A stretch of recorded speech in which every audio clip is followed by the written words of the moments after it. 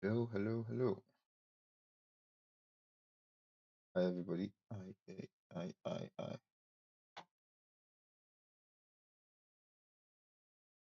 Welcome to tonight's stream. Welcome, everybody. You're welcome.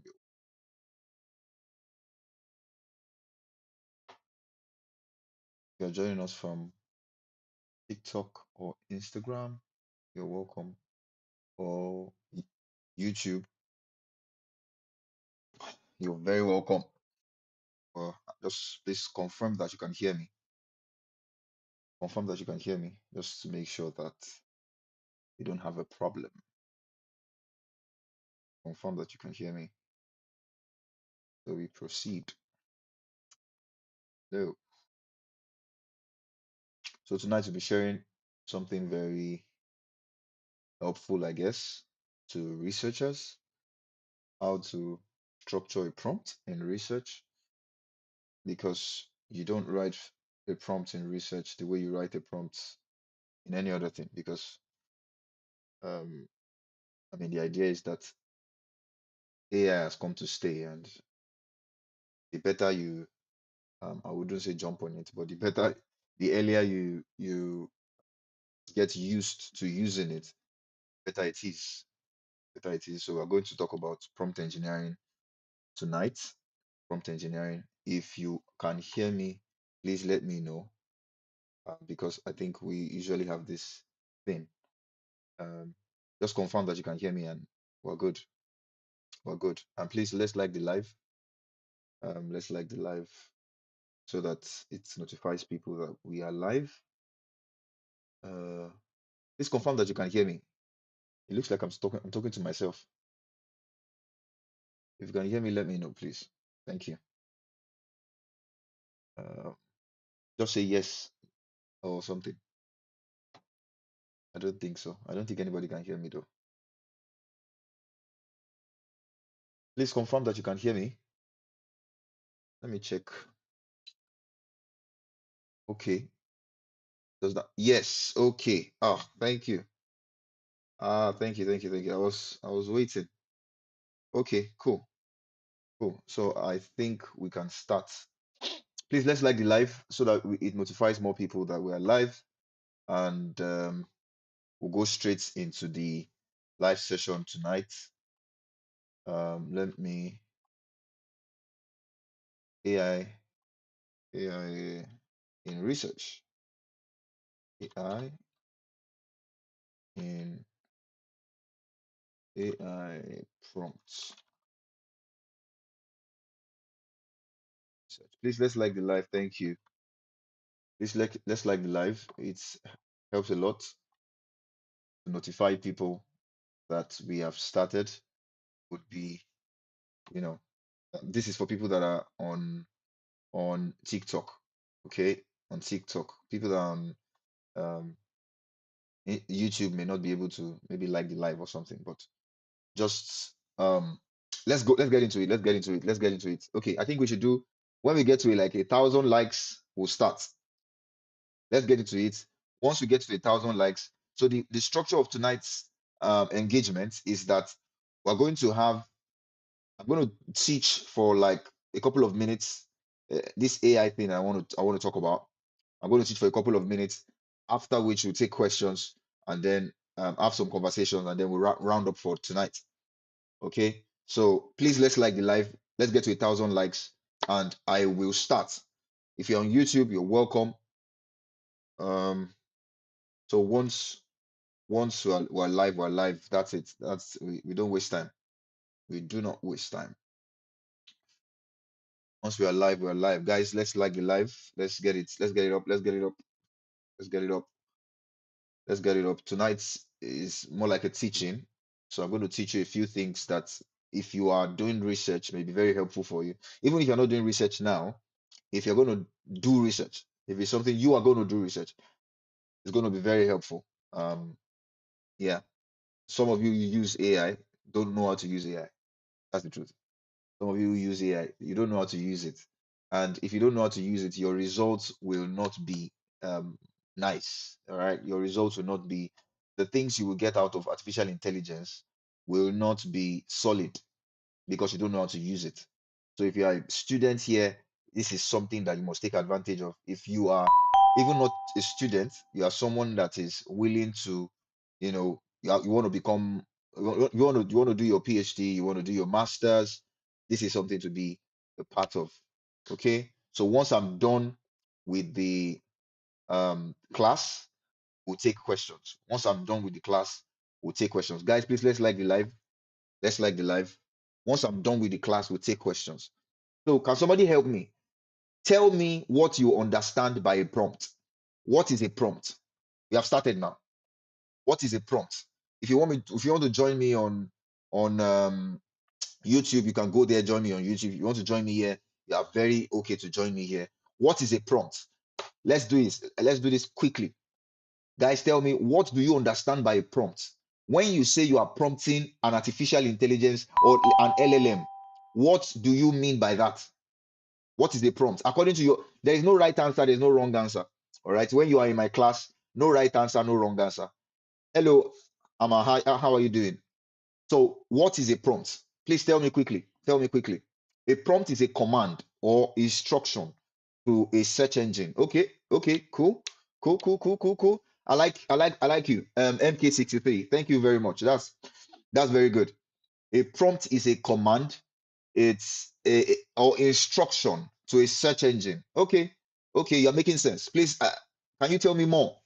I want more people to respond to that. What do you know or what do you think is a prompt? A prompt. What do we define as a prompt?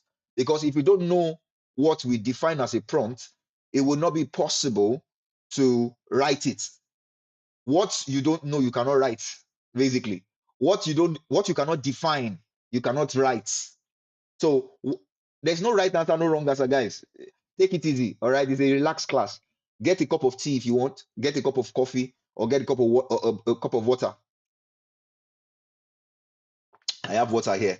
So relax, all right? There's no right answer, no wrong answer. Nobody's saying anything. Everybody's probably afraid to talk. Okay, a prompt. I'll pick it from what MK said. MK has given us a good place to start. A prompt is not just a request. A prompt is not just a request. And I would like you to understand this thing. When somebody says, prompt me, when somebody says, prompt me, they are saying, prompt me based on a context. So they will say, when it is 12 o'clock, prompt me. Are you getting what I'm saying? Thank you, Amma, for sharing. Thank you very much. Or when it is a prompt is an instruction given to an LLM as a context, good, on what you want it to do before create. Yeah, you are building something very smart there. I like what you are saying. I like what you are saying. A prompt only functions within a context.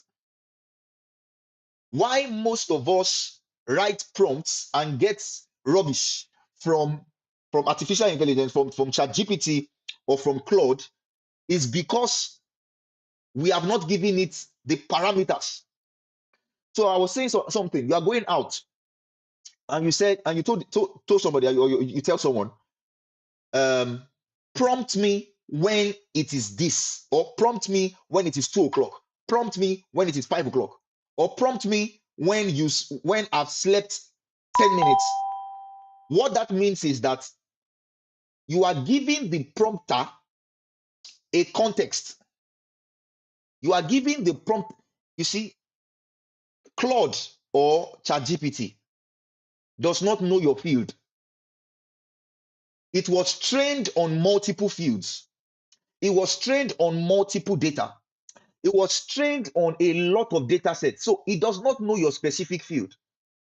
If you say you want to write a prompt and you are not naming the specific thing, you are not giving it context, you are not giving it body, you are leaving it to chance. You are leaving Claude or AI or what's his name now?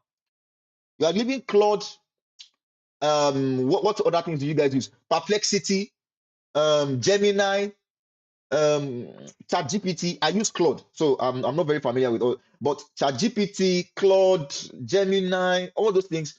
You are giving them too much authority over your work because they do not even know what you are trying to solve. They do not know what you are trying to do. They don't know. They don't know your field. They don't know you. It doesn't know you. So if you Copilot, thank you very much, Janet. Copilot, yes. Copilot is the one that every organization tends to use. They don't want to do too much. So you when you come to an LLM, it doesn't know you. What the LLM knows is what it has been trained by. What ChatGPT knows is what it has been trained with because they train these things with data. It has been trained. So that is what it knows contextually. I'll be giving you the different parts of a prompt.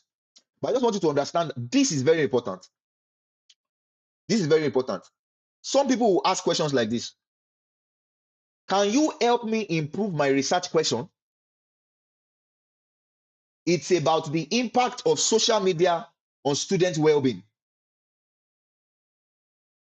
Just imagine you are saying something like, can you help me improve my research question? It's about social media on student well-being.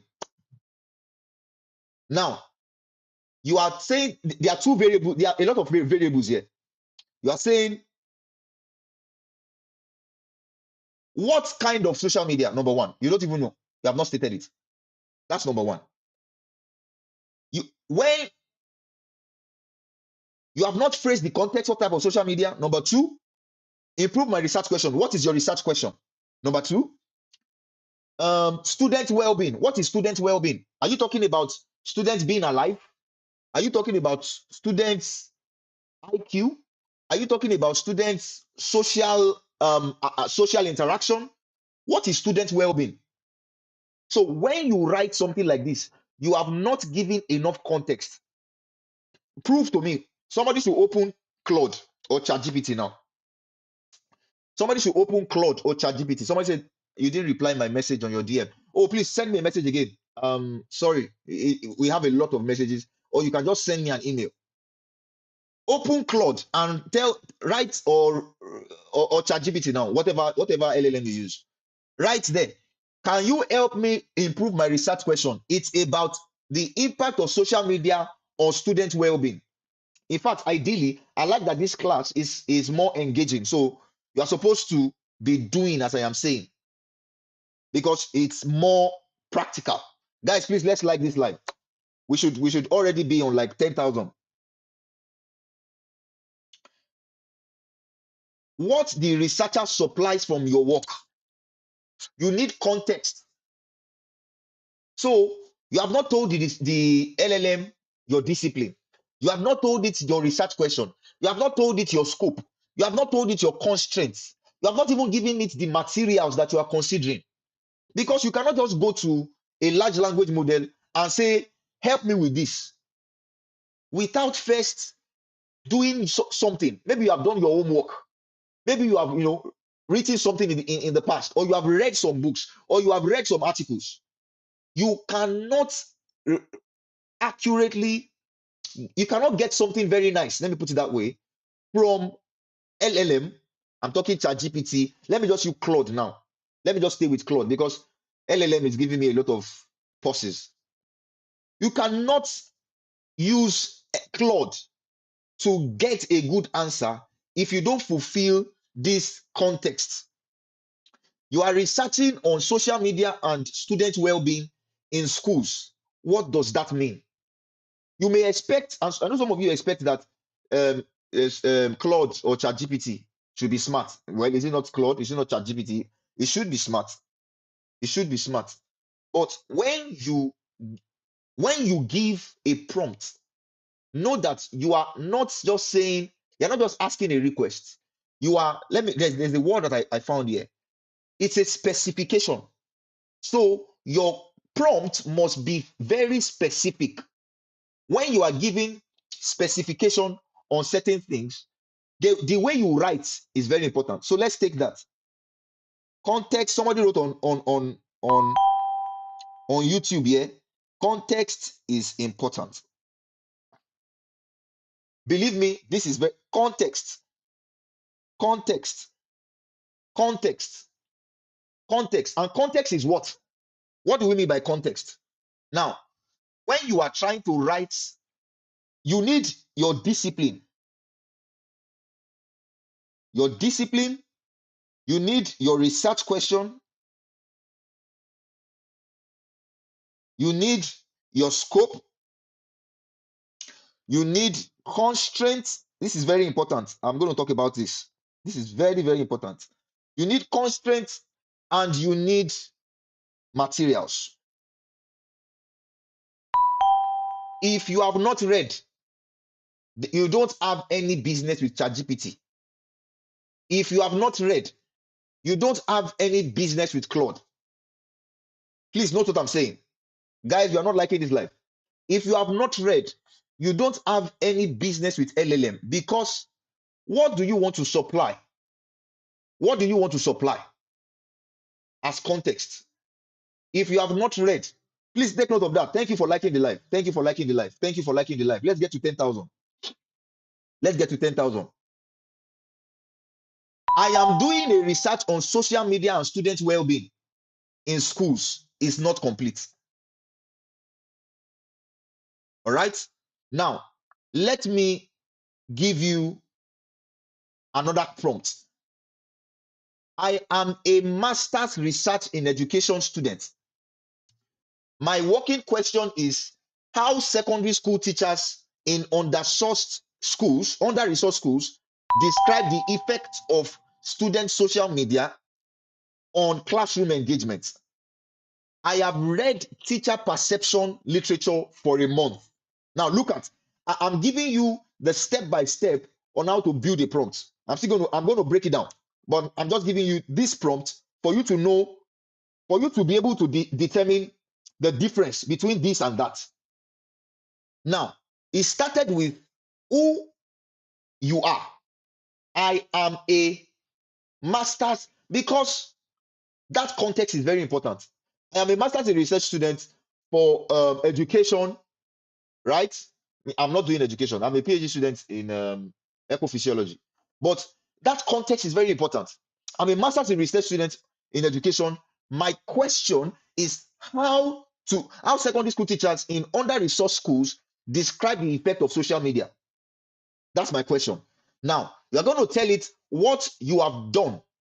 I have read teacher perception literature for a month, and the recurring pattern is that most studies survey students directly and few ask teachers. I have access to two schools. I can conduct interview rather than large-scale surveys, and I have 6 weeks of field work. Now, you have not written, you have not finished the prompt. You have just properly introduced yourself. You are properly giving it context. This is who I am. This is where I am. Very important. Very important. And that context, it says you need discipline, you need the research question, you need the scope, you need the constraints, and you need the materials. Now, the discipline, I am a master's student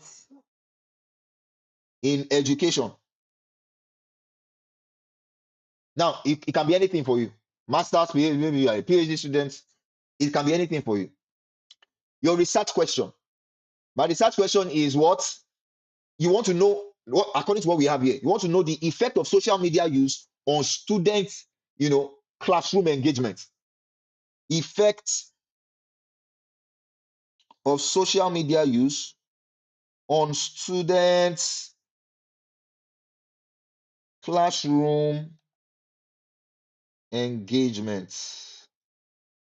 Effect of social media use on student classroom engagement. You are giving it a research question. Let me tell you something.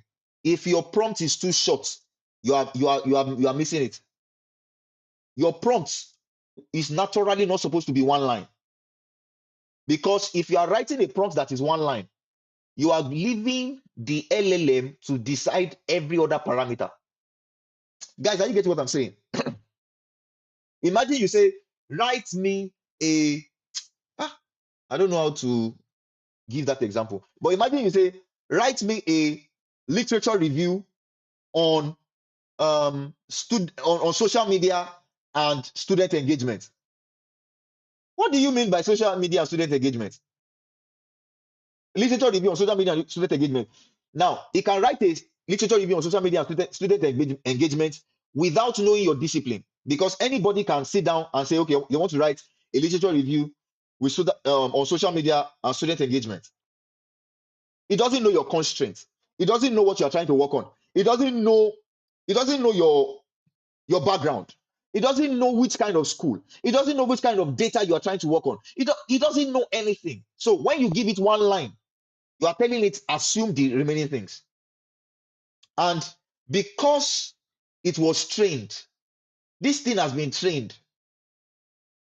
This thing has been trained. Because it has been trained, it will give you based on the data it has access to. Are you getting what I'm saying? So what I'm emphasizing here is the first thing your prompt must have is context. If your prompt does not have context, it can lead you anywhere.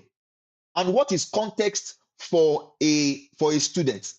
Context for a student is their discipline, not your family background. Nobody cares about that. It doesn't, at least it doesn't need that to answer your question. Not your family background. Not this is where I grew up. I grew up in Nigeria. I grew up in Ghana. It doesn't care. Whatever answers or whatever aids the LLM in answering your question is what is called context. Is what is called context. So number one thing that your prompt must have, number one thing that your prompt must have is context. Context. Please say context. Context. Now, start thinking about this thing. Start thinking about it. What is my current context? If you want, I'm speaking in the line of research now. What is my current context? Guys, I said we should let's get to 10,000 likes. It's very easy to get there. Let's get 10,000 likes. We are here tonight, so don't worry. We day here. We are here tonight. I'm going to take questions afterwards. Don't worry, I can switch screen. I can switch screen. We'll take questions. I go back to my work. Okay? So relax. We are here. All right? We are here. The first thing, sorry that I'm repeating myself, it's just very important that you understand this. The first thing that your prompt must have is context. So start thinking, what is your context? Is it also the direction your question is coming from? It can be, but the first thing is where you are, the position you are taking. What's your own position? Where are you speaking from? Are you getting? Before this the direction that your question is coming from is also giving context. Context cannot be too much. So Tracy, you asked a very good question. Yes, it's also giving context. So your research question, you can give it your research question. Our example here says that my working question is how secondary school teachers in under-resourced schools describe the effect of social media use on classroom engagement. See what it says there. How secondary school teachers complain about social media use and classroom engagement in under-resourced setting, in under-resourced community, under-resourced schools, under-resourced. So it's giving context. It's not making, if you say social media and intelligence, this guy can decide. I'm talking this guy now, this Claude or this ChatGPT. These guys can decide to say, okay, maybe it's in a Western context. Okay, maybe it's this school. Okay, maybe it's that school. It can say anything based on what it has that access to. So you have the prerogative to design your context. Your context must be strong. Now, the next thing I said is your scope. Your scope. You are saying something like, I have read teacher perception. For some of you, you have not read. So, like I said, you have to read. And the recurring pattern is that most studies survey students directly and few ask teachers. Now, what is your own scope before you ask the question? Your scope can be, I am working with, just you can define your scope. It's not like the guardrail around your research question. What Tracy said around the direction of your research question, that your research question is coming from. The guardrail around your research question, that is your scope. That is your scope. And that gives context. You can say, I am a student. I am a student does not say anything. You can be a secondary school student. You can be a master's student. You can be a PhD student. I'm a student in a UK university. A UK university can be University of Manchester, can be University of Plymouth, can be University of Teesside University, can be University of Southampton, can be University of Birmingham. Give context, specific context. The next thing you want to give, now that you have said all these things, now listen, material here means that don't come empty-handed. Don't come to LLM or don't come to ChatGPT, don't come to Claude empty-handed or empty-headed. Don't come to all these LLMs empty-handed or empty-headed. Because the moment you come empty, you may even leave more, you may leave emptier. You may leave not having the right direction, and you think you have something, but you will not have the right direction. Come with what you have worked on. It doesn't have to be perfect. That's why I like all these LLMs. AI, it doesn't have to be perfect. What you have does not have to be perfect. It just has to be yours. It just has to be yours. If you are using AI, what you have does not have to be perfect. It just has to be yours. It just has to be yours. So that AI is working on something that is yours. That is giving it more context. It's giving it more context. It's working on something that is your own. It's giving it more context. So you are coming with probably a synthesis of all the papers you have read. You are coming with probably the arguments in your head. You are coming with probably everything that is, that you have, the rough drafts. Okay? That's what you are coming with. Now, after context, number 2, you must be able to tell AI which role you want it to play. Now, or which you because you want it to role play. So which role do you want it to play? Do you want it to play a supervisor? Do you want to play a research assistant? Do you want it to play a critical evaluative assistant? Do you want it to play, what other roles can it play? Do you want it to play an examiner? Do you want it to play a thesis examiner, a viva defense, whatever? You must be able to give it constraints. Let me say, give it a role. So after context, write your prompts and give AI a role. Role. Give AI a role. Don't just say one line and run away. Don't just say one line and expect a perfect answer. Once you have given it context, give it a role. Okay, take the position of a supervisor, or be my research assistant, or take the role of a thesis, what do they call them now? Thesis examiner. Let me just put it that way. You must be able to define the role that it takes, that the AI should take. Let me state it again. The first thing, I'm sorry for people that have been here and have heard me say this over and over again, but I want us to follow. The first thing is give AI context.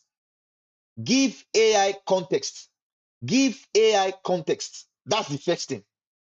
The second thing, and what I mean by context is, what is your discipline? What is your research question? So somebody was saying here, I think it was Tracy. Tracy, thank you for that. It was mentioned in here that what is the direction of your research, or what brought out that research question? Don't ask. AI does not know anything that you have not told it. Does it make sense? Please, if you are following me, let me know you are following me. I just think it would be nice. Let me know you are following. AI does not have any context about you. AI only has the data that it is trained on. All right. AI does not have any context about you. AI only has the. Thank you very much. Thank you. Okay. Okay. That's helpful. AI only has the data it has been trained on. That is what it has. What will make those data important to you or useful for you is the context, number one. So you are telling it your discipline. You are telling it your research question. You are telling it your scope. You are telling it your constraints. And you are giving it the materials. These are the materials I have engaged with. Don't say go and look for materials. The moment you tell AI, go and look for materials, be ready for hallucination. Be ready for hallucination, because you are telling it what it was not built for. AI was not built to look for research papers for you. And when you are using something out of the design, you will get errors. When you are using something out of the design, you will get errors. Is somebody getting what I'm saying? When you are using AI for what it was not designed for, you are using Claude to look for research papers. It can get you some accurate research papers, but I bet you it will give you some wrong ones. How many of you agree with me? I've used AI to look for papers before, and it will give you some papers that look so good but are nonsense. You will see the name, even the name will be so nice. I was reviewing a student's Zinc. Thank you for that feedback. How many of you have these things happen to? I was reviewing a student's paper, and I am not even joking.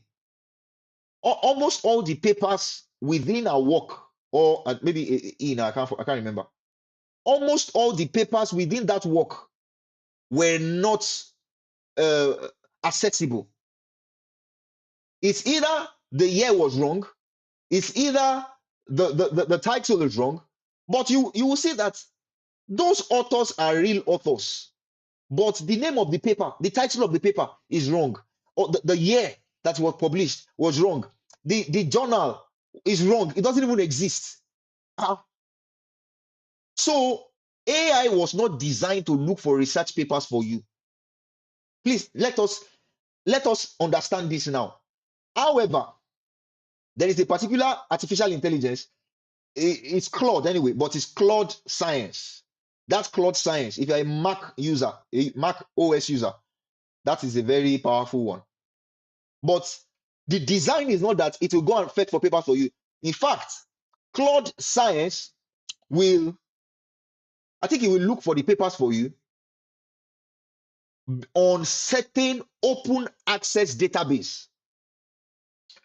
It will only, please, I need review of my work. Can I? Yes, you can send it, but it's not free, but you can send it.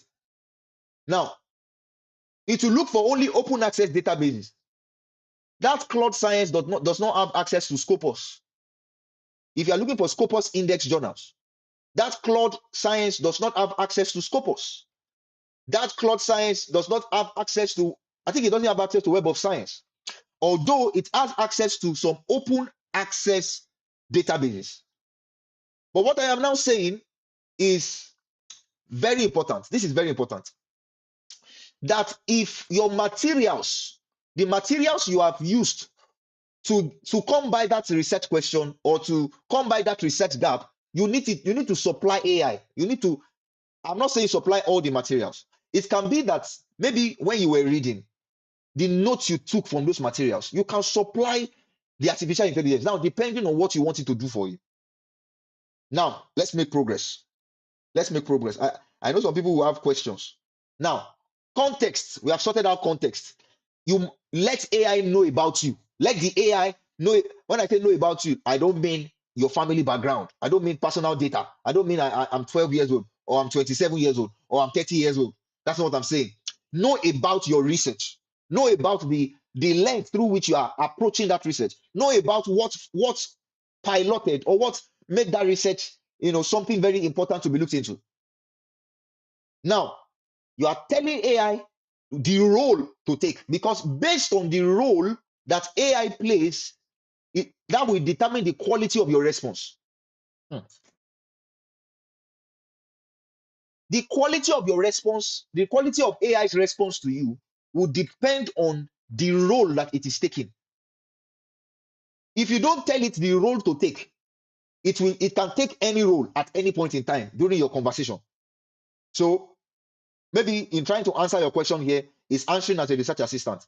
The next time you prompt it, in trying to answer your question, is answering as a supervisor. The next time you prompt it, in trying to answer your question, is answering as a friend. If you don't set the parameters and say, play the role of a supervisor. For some of you, you don't want supervisor, you want friend. Play the role of a friend. That's okay. That's okay. Now, I am running away from answering the question, what's the best AI to use? Me, I use Claude.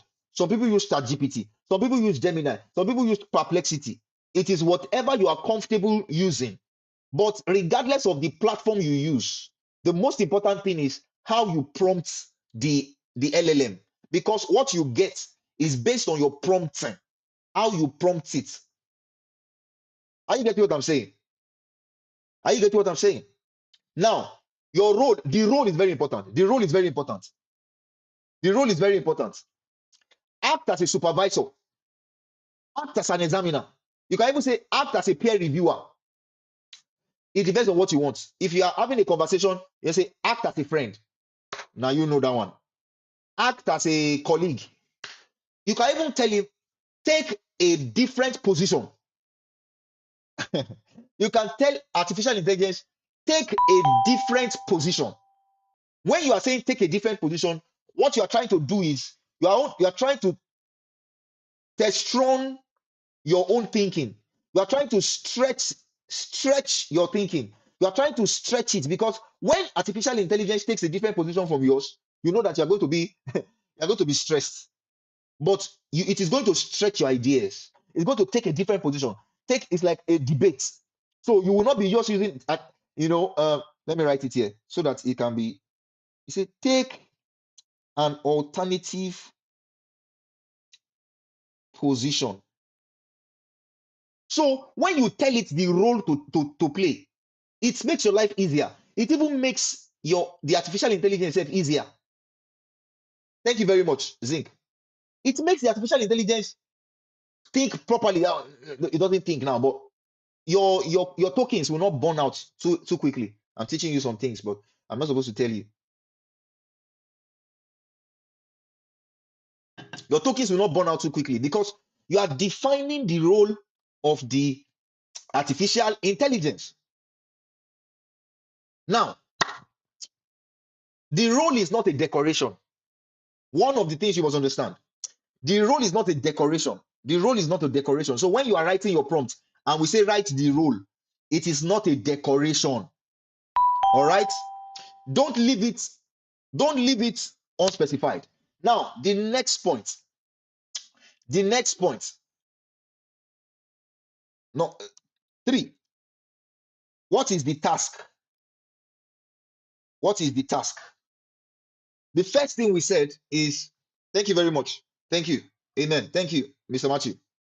The first thing we said is context. Second thing we are saying now, or that we just finished saying, is the role. Now, the third thing is the task. Out of everything you have mentioned, you have not said what you want it to do. You are preparing it. It's like you are watering the ground. I want you to do this. I am this. I want you to take this position. Now, this is the task.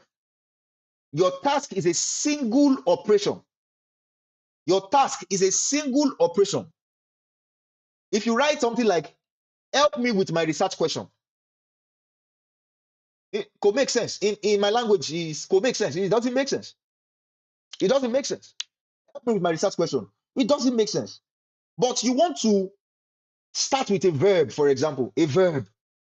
Identify, examine. Some of you understand these things. So verbs improve, strengthen, help, improve, strengthen, help, help. Now, let me give you a way to write your task. Identify the points at which my question makes an assumption I have not stated, and the points where my question and my stated constraints do not match.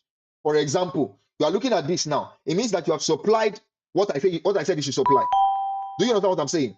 You have supplied what I said you should supply, and now you are saying identify the points in my literature review. Identify the questions in my literature review that make an assumption, or identify where my argument breaks. Asking or exactly. Identify where my argument breaks. Identify where my evidence does not link to my claim. Identify where my evidence, because I can't go very deep into that now. Every argument must have a claim, must have evidence. Some of you have seen in my videos. How many of you have seen my videos around paragraphs? It must have a point, it must have evidence, it must have an explanation. Some people say it's a claim, evidence, analysis, whatever you call it. Every paragraph must have a point, which is a claim, must have an evidence, which is from literature, not from your head. It's from literature, and then analysis. Are you getting what I'm saying? Now, the task is the most important thing here. What was it that you wanted that necessitated all this context and all this role in the first place? Identify, because if you don't have anything you are bringing on board, it means that you want to take everything that AI tells you, and AI lies, AI hallucinates, AI does not know things. It doesn't know everything. All right? So if you don't bring something on board, maybe the things that you have read, maybe the things that you have explored, maybe your writing, like I said, it doesn't have to be perfect at this point. Just write something, supply something. Let AI have something to work with. Some of you don't supply anything. Let AI have something to work with, guys. Now, it is that thing, from that thing that you are giving it to work with. You are saying, identify where I am making an assumption that does not connect to my argument. Identify where my assumption has been overstated. I am going to finish. I need to finish this conversation. I need to finish this conversation so that I can take questions. In the next 13 minutes, so that I can take questions. But I think we're getting it. Are we getting it, please? Are we getting it? Have we gotten into this point? Have we gotten into this point? Please, let's like the live.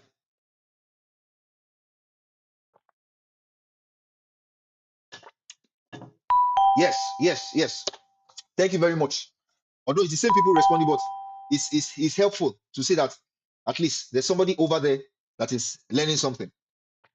Now, when you want to write your task, let me say specific instruction. When you want to write your task, don't write a lot of things.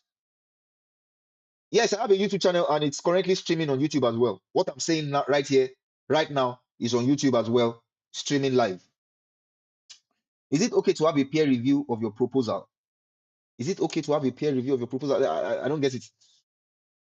Thank you very much. Please like and share the live. Thank you. Yes. So far, so good. Okay. Somebody saying on YouTube, so far, so good. Thank you very much. Inyasha. Thank you very much. Now, where were we?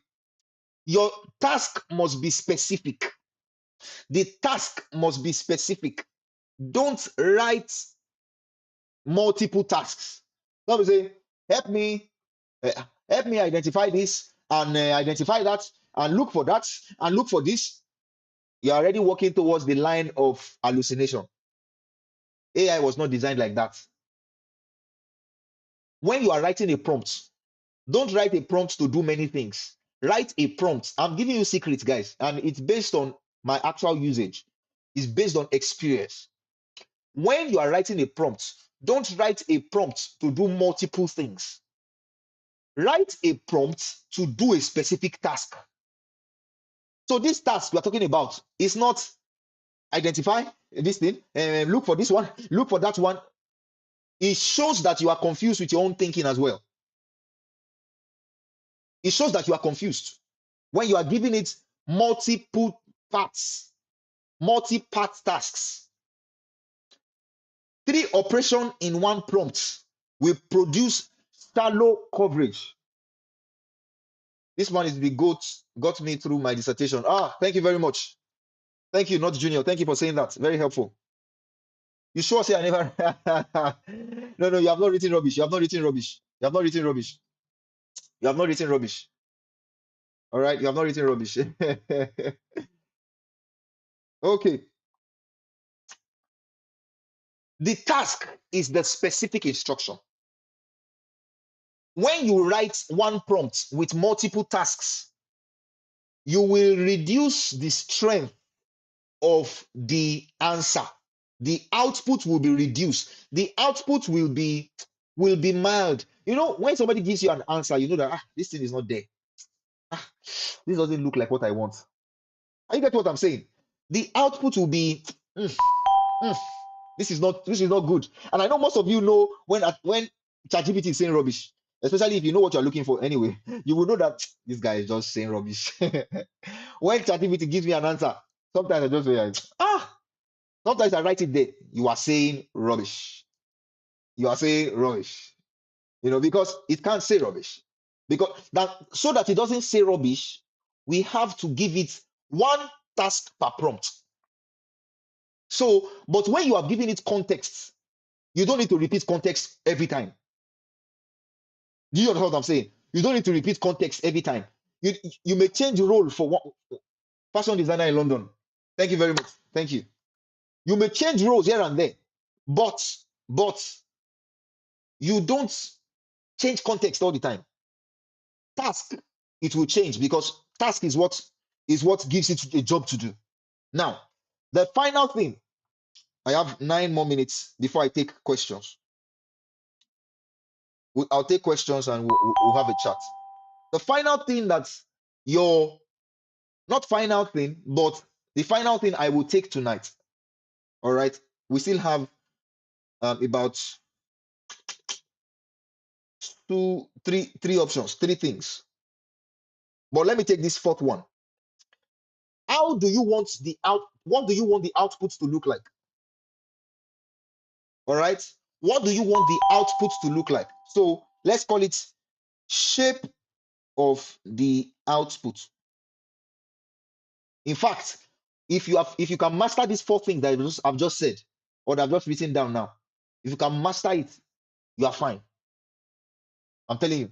If you can master context, guys, please let's like this live. Let's like the live. If you can master context, you can master role, how to assign roles. You can master the task that you are giving it. You want to give it a proper task. You can master the shape of the output. When I say shape of the output, what do you want the output to look like? Do you want a list? Do you want a list? Do you want a table?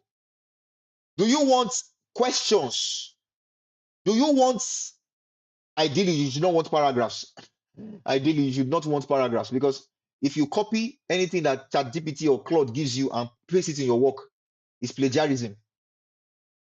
If you just copy it and paste it, there are other ways you can go about it. Maybe you can read and understand what he's saying and then write it in your own words. But if you copy and paste, I'm just giving you a hack there. If you copy and paste, it will be flagged. It will be flagged. I'm just helping you. Don't say I did not do anything for you. Anyway, you need to. Do you want a continuous prose? Do you want okay, spotlight locations? There is our community just said Yeah. I tell you. I tell you. Do you want there is a an AI notebook LM, Gemini notebook. It's the same way you write this thing. It's the same way you write. It's the same way. The same way you write these prompts. This prompt is not just for Claude, it's not just for ChatGPT, it's for all the LLMs, different LLMs. Are you getting what I'm saying?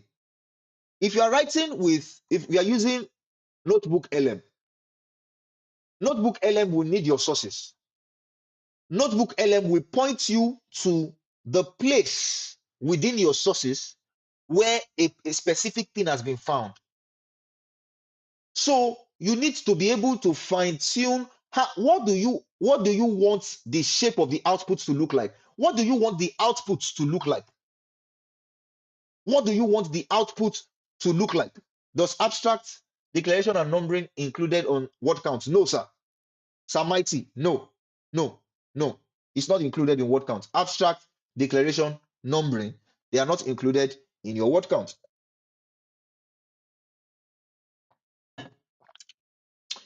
This is where I will stop. Do you want it to return a commentary?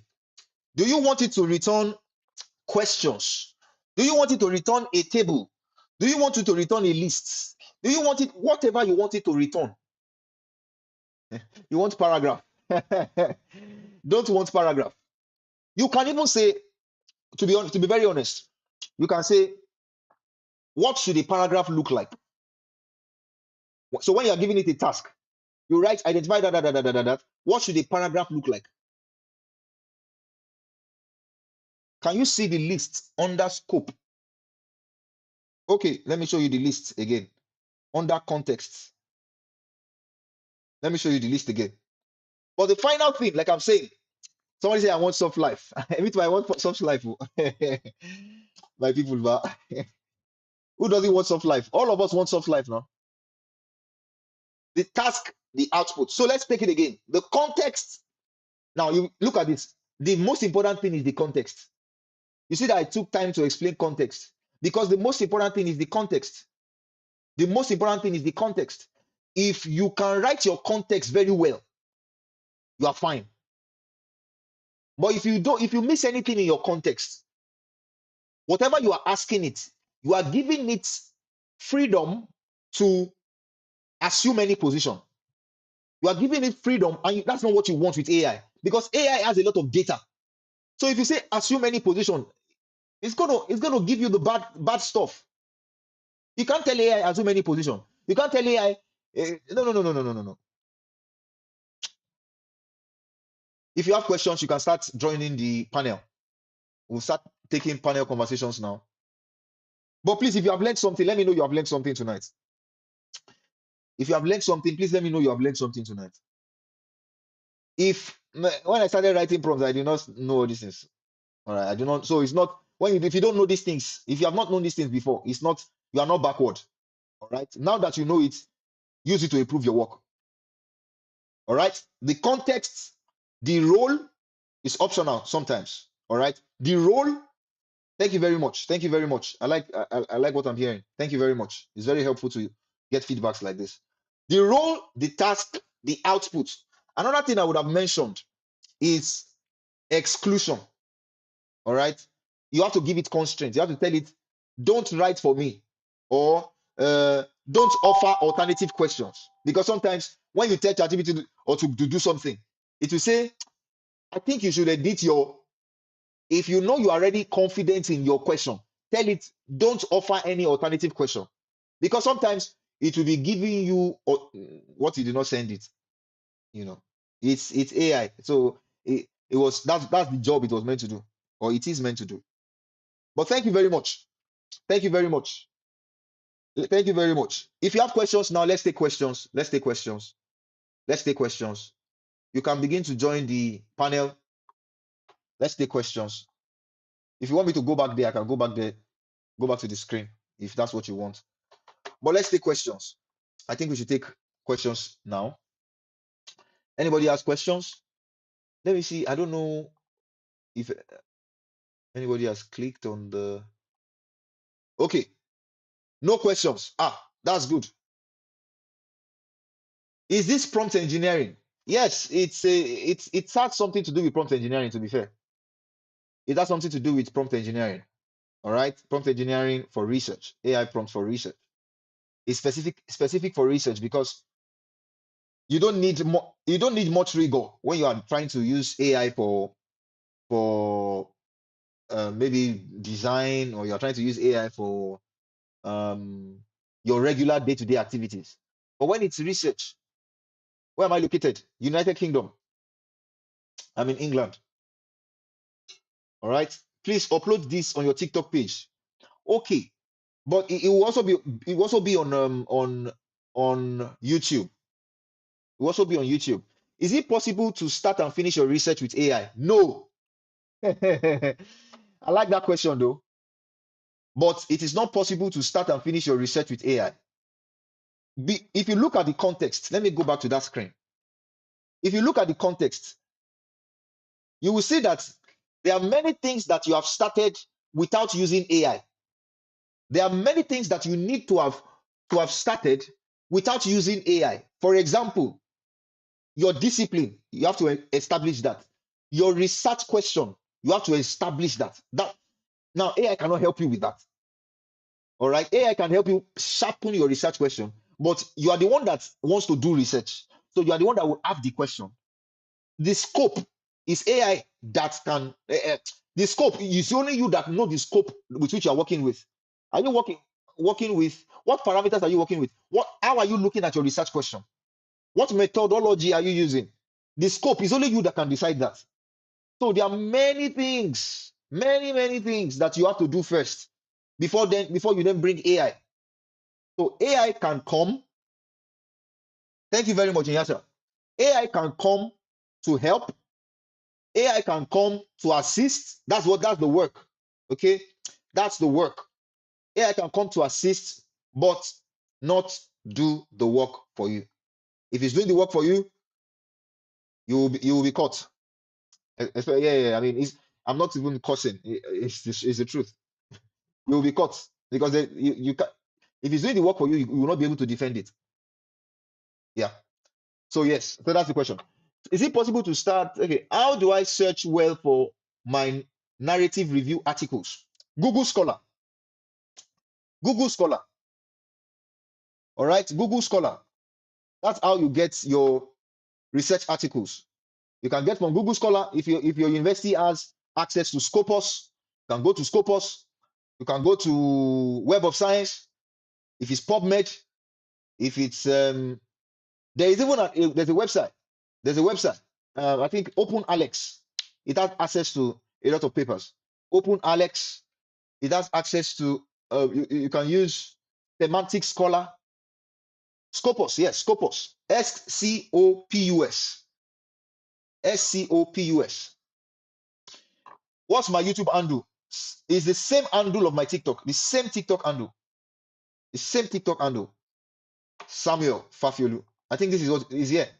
Is here. Is here. The same TikTok handle. Samuel Fafiolu. So the video is there. School online libraries. Yes, Dr. Kwata, that's very correct. If you go to your librarian, for example, they can help you with where to get sources from. All right, where to get sources from. Glad, glad I met you. Thank you very much. Your dissertation. So, anybody asks questions now? Your question can now relate to scholarship. Your question can relate to what we have shared now. If you don't have any question that relates to prompting or AI and all of that, your question can relate to scholarship. Now we can take scholarship questions. It can we can take a lot of questions that revolve around academia, scholarships, generally, life. If you have life, but don't ask me about money. It's money. It's only money. You can don't ask me about money. I won't answer you. I won't answer you. I will get private session. We need your mentorship one to one. That's fine. That's fine. That's very fine. Just reach out to me. Reach out to me, and I should be able to help you. Okay, since our people here are very satisfied, how to paraphrase AI text. Now, Most people get AI text from AI and take it to Qbots to paraphrase.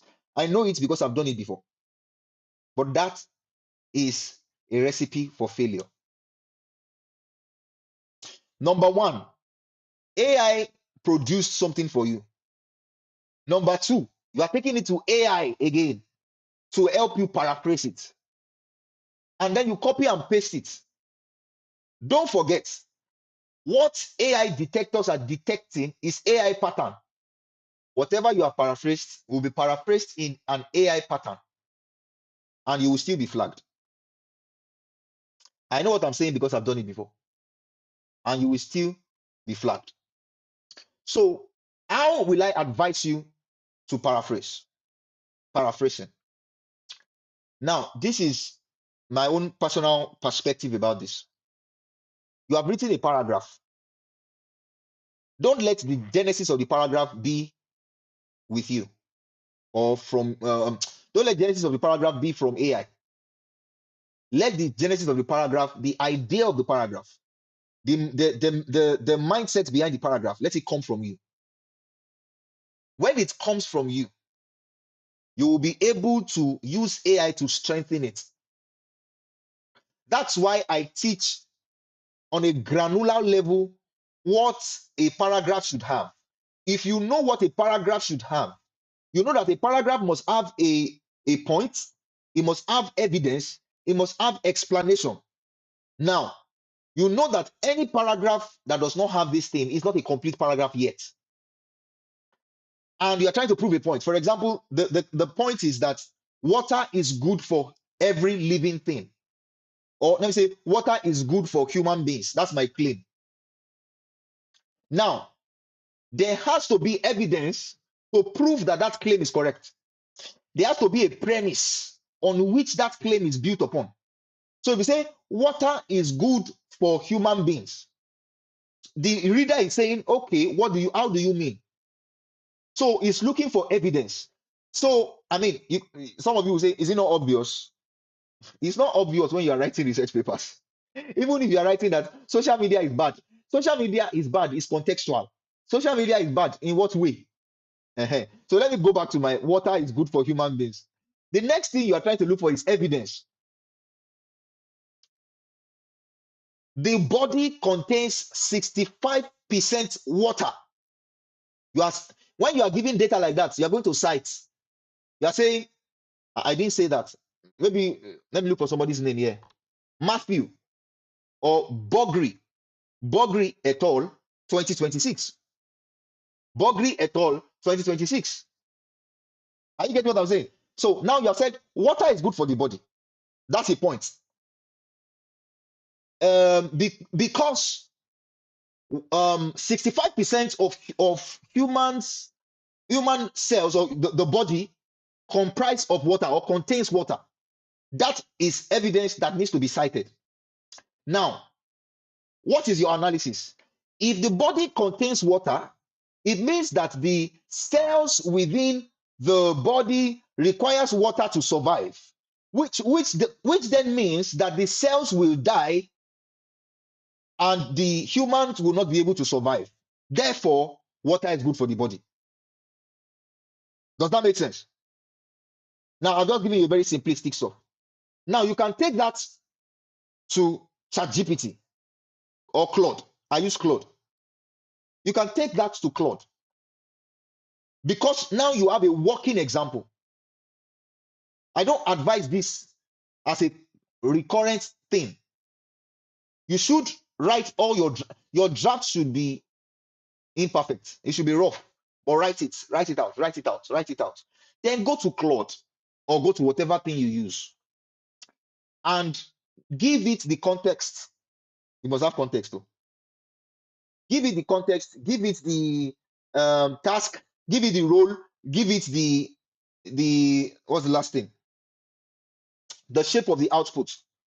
So that shape of the output, you are not just going to copy it. Maybe you say, um, uh, improve the quality of this, or does the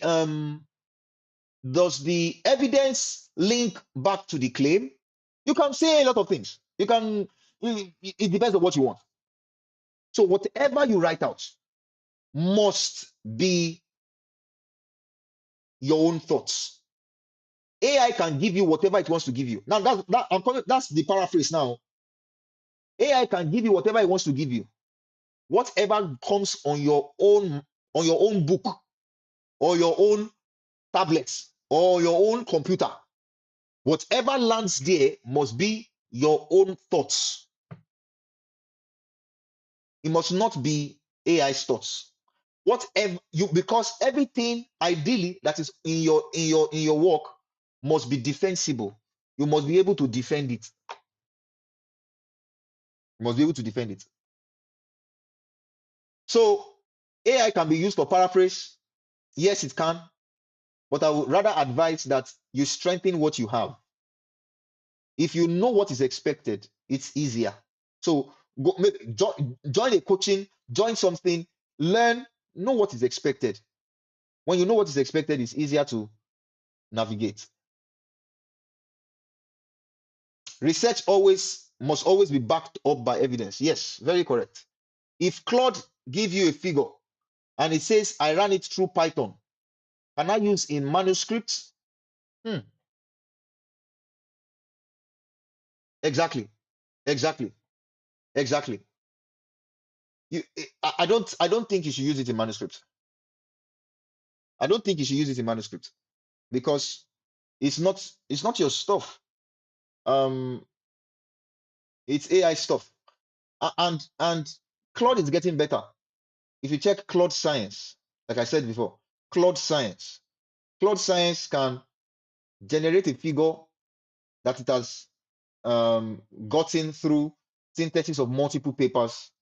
All right, you can generate that figure, but you can also troubleshoot or debug the code that it used to get the figure. All right, you can debug the code. So if you can go through the code and say, okay, what did he do here? What did he do here? So that's a good one. So Claude Science is a good one.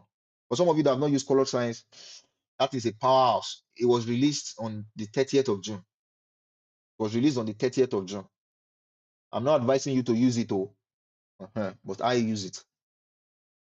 It's a good thing. If you want to quickly know some things, it will just, you can, fast track. I'm not promoting them. They did not give me money, oh. But I think I owe it to my community to give some very useful information. School reopen soon. Assignments are due soon. Take me through how you will use AI to do assignments. Go to the class first. I'm not going to take you through anything.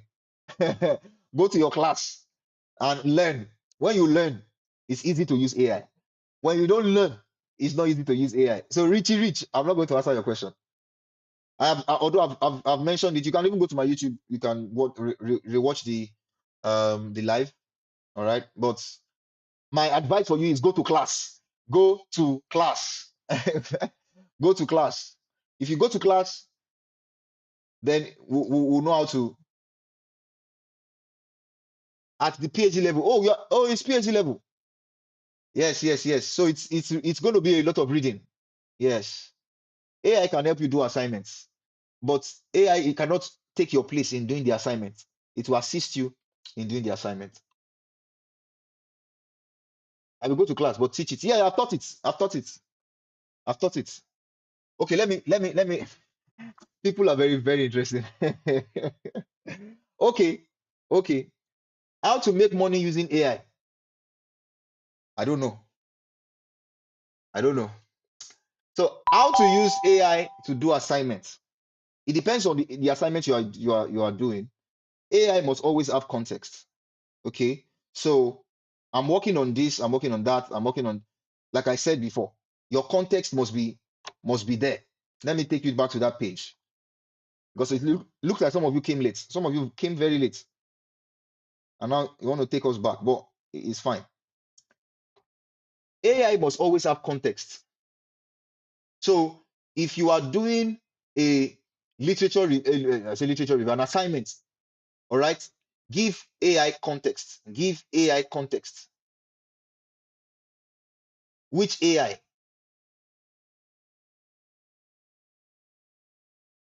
Which AI? I don't understand. Am I missing something from this conversation?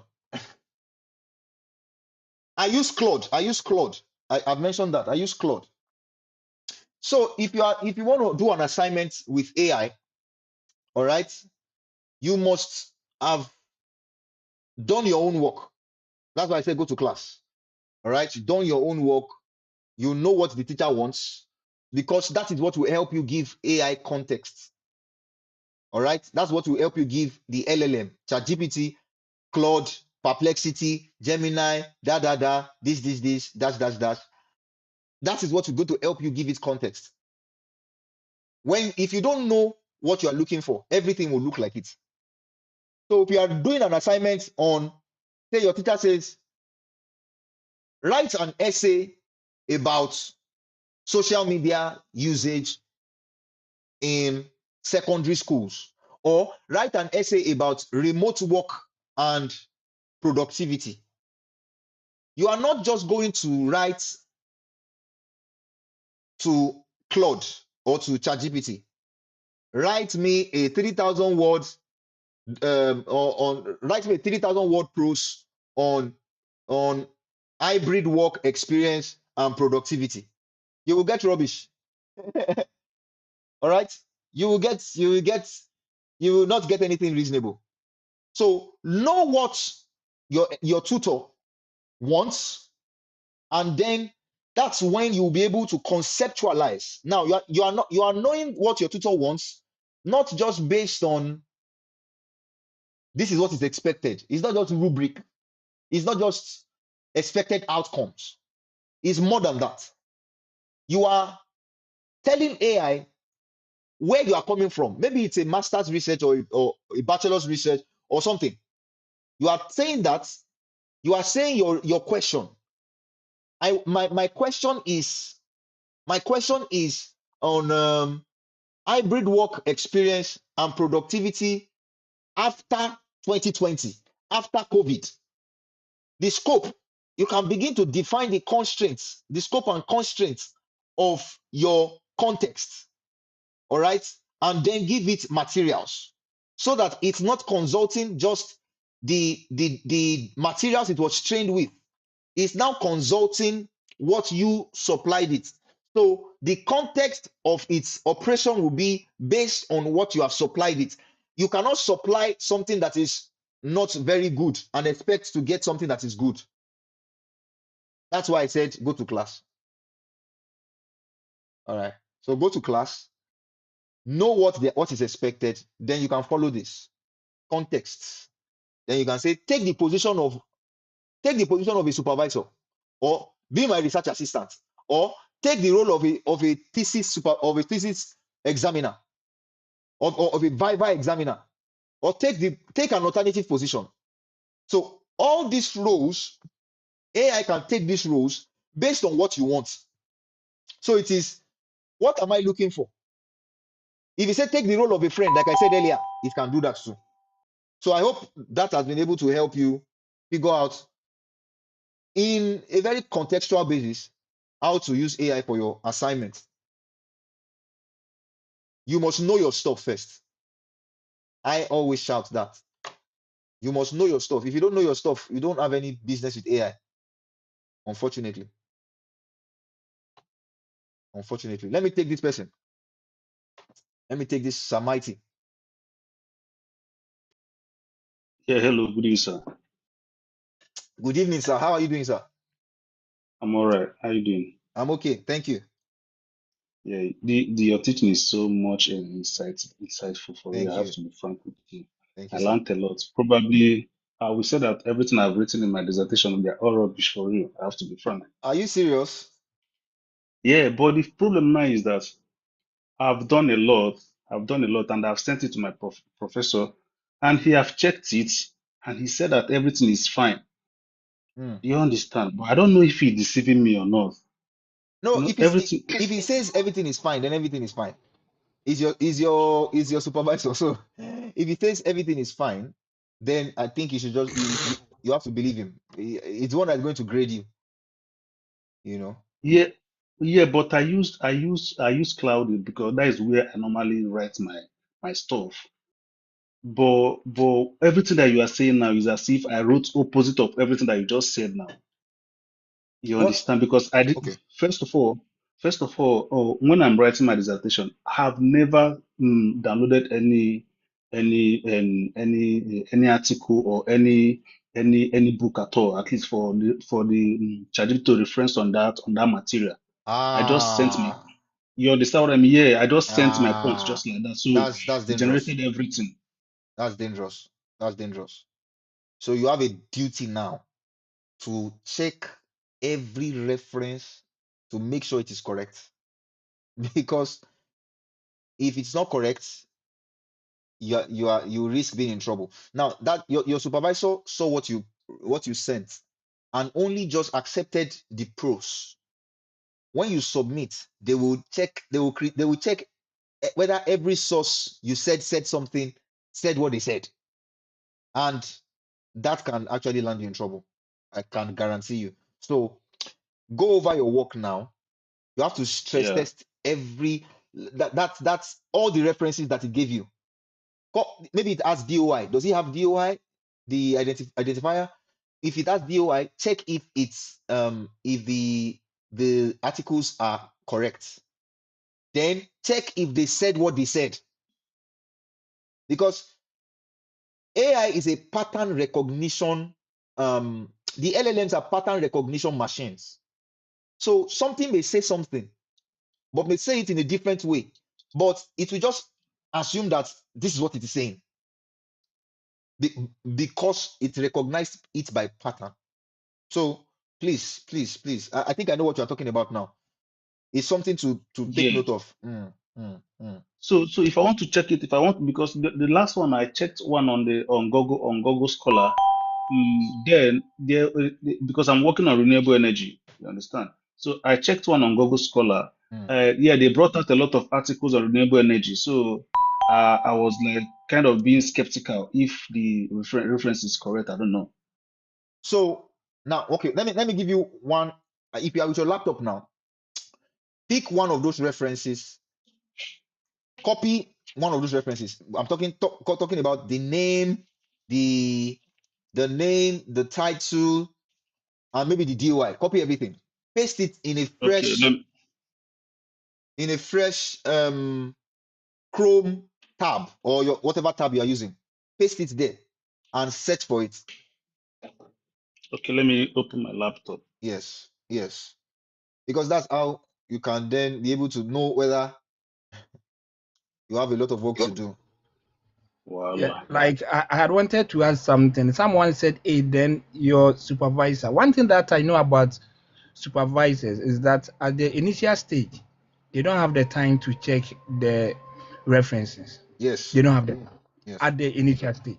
When I was doing my PhD, I faced the same challenge. I think 4 months for me to submit. That was when my supervisor came back that about 20% of your references do not exist, and some of them do not go exactly as what you want to bring out. Mm-hmm. So go back line by line and then verify all references. So when you submit your thesis, do not expect your supervisor to verify your references for you, especially at the initial stage. Correct. They are only interested in the ideas that you are bringing out. But Correct. your last stage that is about to submit, that is where they will then verify the reference, because at the end of the day, if you submit, the school, the academic board will also go through.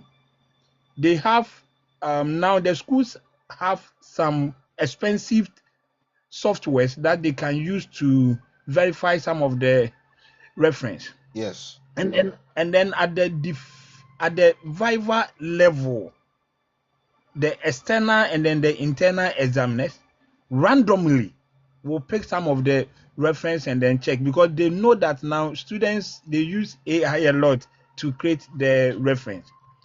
So sir, what you will do, I will add up to what the host said. You can just copy a page or like a line of whatever you've written, and then you give it to AI to verify all the reference you use, and then you ask AI to give you the DOI. You then copy it, you put it in the Google Scholar or Google, and then you then read the paper or whatever, and then compare it to your idea and see if they are okay. Okay. Now, the AI is also built in such a way that if you ask the AI to verify, the AI will, though they have given you the reference, when you ask them again, they will still tell you the reference that they have given are wrong. So you can challenge the AI by asking the AI. Yeah, someone is asking what is DOI. The DOI is the link to where the reference was picked. Mhm. So you just type in DOI, it will give you, it is the link. So when we click on the DOI, it will send you straight to where the reference was picked. Yes. It's like Yeah. ISSN. It's just like an Nana will see identifier for assemble. the Nana will see any asem. yes, it's an Yeah. identifier for the Yeah. article or for the book, whatever. Yeah. Yeah. So Digital sir, object identifier. Yes, and then go on. yeah. Yeah. So sir, you can challenge the AI to verify using the DOI, and you'll be able to, it is a work. That one that I have to tell you, because you have to start everything again. It's just a hard work, but you have to do it, because you don't want a situation whereby after 3 years, 4 years, and then it will just come back that you've used AI to generate reference and all your references are just useless. That is where you know that the world has come to an end. So now that you still have life, please kindly take your time, challenge AI, and then go through. Thank you. Okay. He said that I should go to Google Scholar. You can start from there. Yeah, you can use both. You can use both. Exactly. If you put the DOI on normal Google, it will take you to the paper Yeah. if it exists. Okay. Yes. Nini That is the Bawuni. reference. The reference. That is the DOI you're talking about, right? Yeah, the DOI is like it usually starts with 10 something. It's like the link, digital object identifier. It's specific to that article. Yeah, Okay. I wish I can share my screen and then show you example of what I was doing today. Mm. Voila. Nini it's been a while. Oh. So I hope that you are able to verify all your articles though. I hope. But it's going to be a lot of work. Yeah, but I think Yeah. it's doable. It's doable for all your short videos. God bless you. Thank you. Thank you. Amen. Amen. Thank you very much. I appreciate it. Richie, is it Richie? Richie Sunak? Okay. Richie Rich. Richie Rich. Good evening. If you have questions, please jump on the panel section now so that we can answer Yeah, your so question. hello, can you Hello. hear me, please? Yes, sir. Right, so I just want to thank you for what you're doing Thank you. and the fact that we are behind and we are learning. Well, for some of us, a match is expected. You will not be given free monies if you are in a, if you are in a different terrain. Hmm. I just wanted to introduce myself. I will contact you guys back door and then we'll talk. But my question will have to do with, you showed your tablet showing the structure. I saw the content or context. I saw the role. Hmm. I didn't see the rest. Could you please run a quick summary through it, and then as a refresher to the question I asked with regards to assignments and other writings that you'll be asked to do? Yeah, thank you. Okay. So I mean, it's context, role. So your prompts should have these things. It should have context. Your prompt should have role. That is, you want which position do you want the AI to take? Then it must have the task, because in context and role, you have not mentioned the task. So, what is the task that you want AI to do? And don't make it a multiple task kind of thing, because when you stretch it too much, it will give you substandard answers. So, but if you focus it on one specific task and say, identify where my argument is, has broken down, or identify where my evidence does not link to the claim. Now you have given it a task, specific task. So each prompt should have specific task. One prompt should not be doing a million things. Okay, help me find this, and help me draw an article, and help me draw a figure, and help me get out a table. Abba, it's too much. It's too much. So give it one specific task. All right. And then the last thing that I mentioned today is, what kind of output are you expecting? Or the kind of output are you expecting a table? Are you expecting a list? Are you expecting a prose? Are you expecting what you are expecting will constrain? The idea for all this thing is that it's like a lion that you want to constrain. Because if you release a lion, it will do it, but it will scatter ground. That's what AI will do. AI will just do it will just do a lot of things based on pattern recognition. But you want a lion to do what you want it to do. You constrain it. So you are constraining it. It's like saying, don't go more than this, go more than this. Don't do this, do this. You understand? Don't just say, write something for me. Write something about 3,000 word about. I have a 3,000 word literature review about research on social media and intelligence, research on teachers uh, migration and Africa. Just say something. It will give you a lot. It will go to a lot of places. It will go to a lot of places that you don't want it to go to. That's why we constrain it. So it is the context, the role, the task, the shape of the output. All right. So can I see your note? Yeah, you can't see it now because people are on the screen. All right. I would have Okay. shown you again, but No, you showed it's your tablet. yeah, You yeah, yeah. raised your tablet, so yeah. This is my notes, but I don't think you can see it like this. Like, I don't think, Okay. yeah, I don't think you can see it like this. But if you need that, you can go to YouTube. It's on YouTube. It's recorded there. It's just be there. Okay. Yeah, yeah. I will be dropping now, but I did send you a message. I think you didn't get back to me. How do I get back to you? Well, a lot of messages on TikTok. I would advise that you send me an email. My email address is on my bio. So if you send me an email, at least you know that it lands in front of me. But messages are a lot. Some people just say hi. Hi, that's what, or some people just say, people can say anything, but that place is if you have like serious stuff, it's easier to connect there via email. Okay. Okay. All right. Thank you. Mm, mm. Hey, Dr. Akwata, me for a while. Me pacho you. Are you doing tribal meeting here? No, Aqua, what's Aquaba? the name looks Aqua. good. So that's exactly what I said. Like, come on, like, how are Okay. you? Like, yeah, I'll uh, link up or we'll talk later. uh, Something. Or just uh, casual what is stuff. Aquaba? I know I've heard Aquaba a lot. Akwaba means welcome. welcome. Welcome. So Oh, I look. can say Omuti saying like, how are you? Yeah, Oh, something like that. okay. Aquaba then. Aquaba. That's good. I'm learning a bit of the Ghanaian. Ghana. Yes, because I think Yeah. people say I look Ghanaian. I don't know if that's true. Yeah, yeah. I was even asking my wife right now that look, listening to your accent, do you sound a Ghanaian or Really? or Nigerian?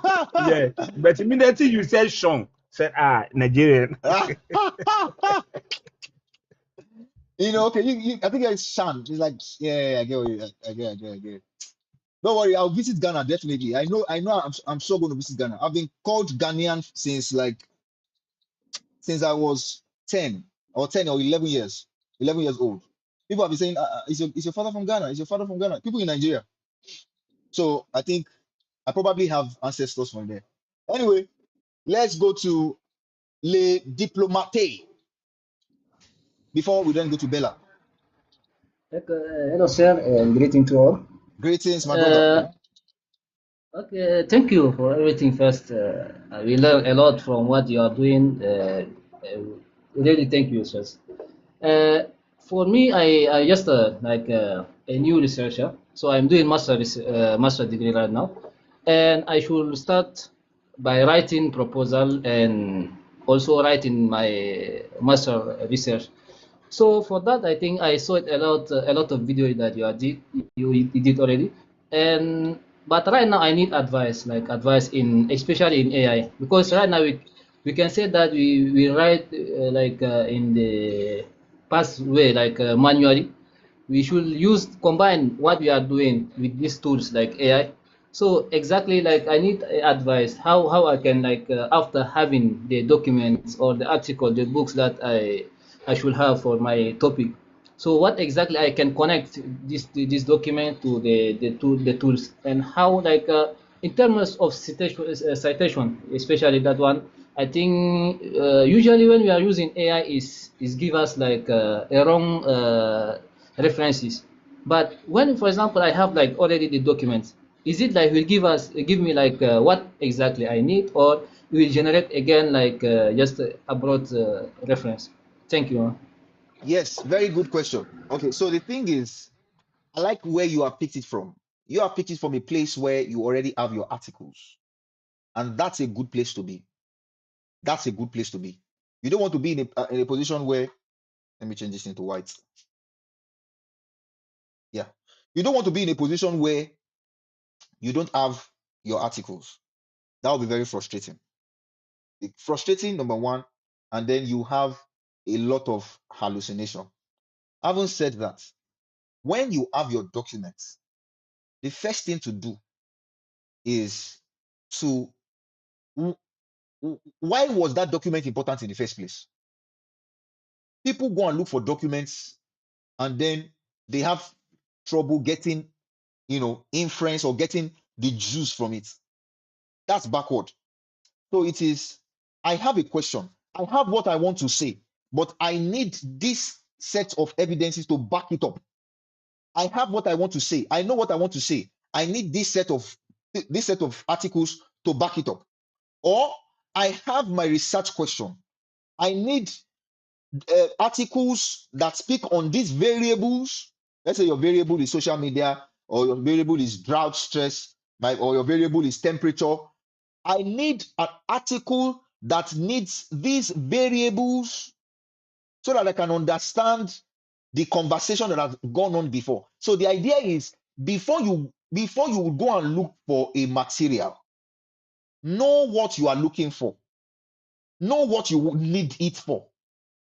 Having found that, when you read, you will be able to extract some things. And that's why people do annotated bibliography. It's it's critical work of writing what the sources say, of writing what they used, of writing how what they said, or how what they found, or how their arguments links to your work.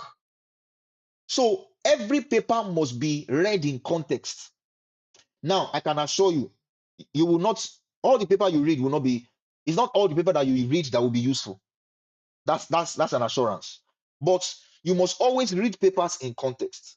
When you have read them in context and you have gotten out the juice from them, or at least the things that you think they are saying, when you have gotten those things out, the next thing is, if you now want to use AI, you will supply AI with your thoughts on the materials. Okay, let let's say you are using a tool like Claude is not good for this kind of thing. A tool like um Gemini Notebook. I wish I can display my screen here. You see what I'm talking about? I use it almost every week. A tool like Gemini Notebook, you can put all your sources there, all right? Because you have read them. Anything that comes out there will not be too will not be too oh that will not be too strange. All right, will not be too strange. And because you have read them, they will not be too strange.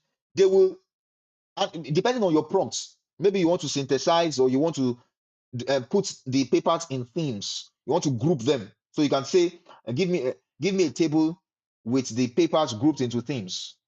All right. Themes, not just general themes based on your own research. All right. Maybe your research, the general focus is this particular thing. So you say themes unfamiliar. God bless you. That's what I'm looking for. His English has run away. So based on your own research, the themes based on your, don't just say themes generally, because if you go themes generally, it can go different ways. But themes based on your research. So you can group them. You can read those things together. You can generate ideas there. All right. If you want to make your work faster.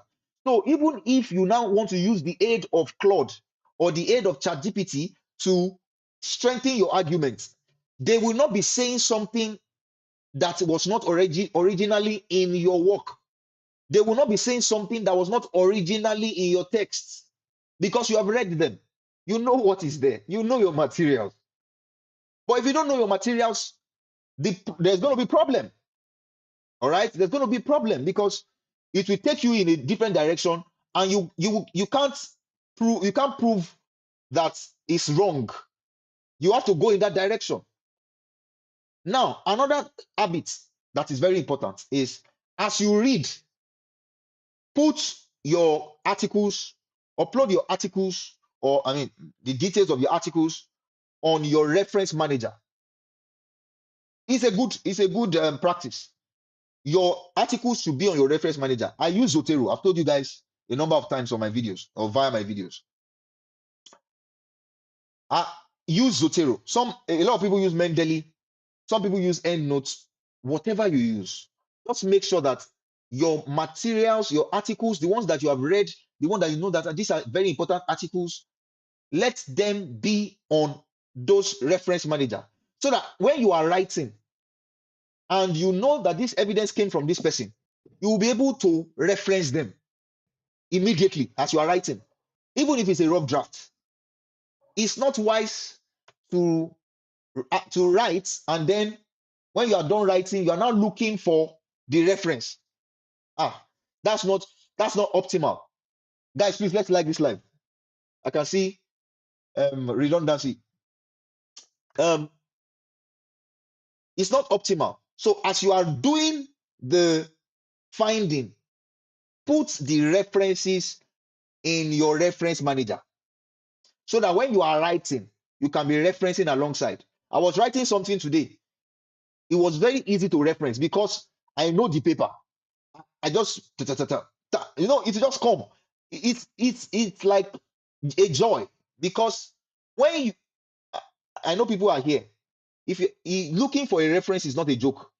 I've done it before when I was in Nigeria during my bachelor's. You write everything, you're not looking for the reference.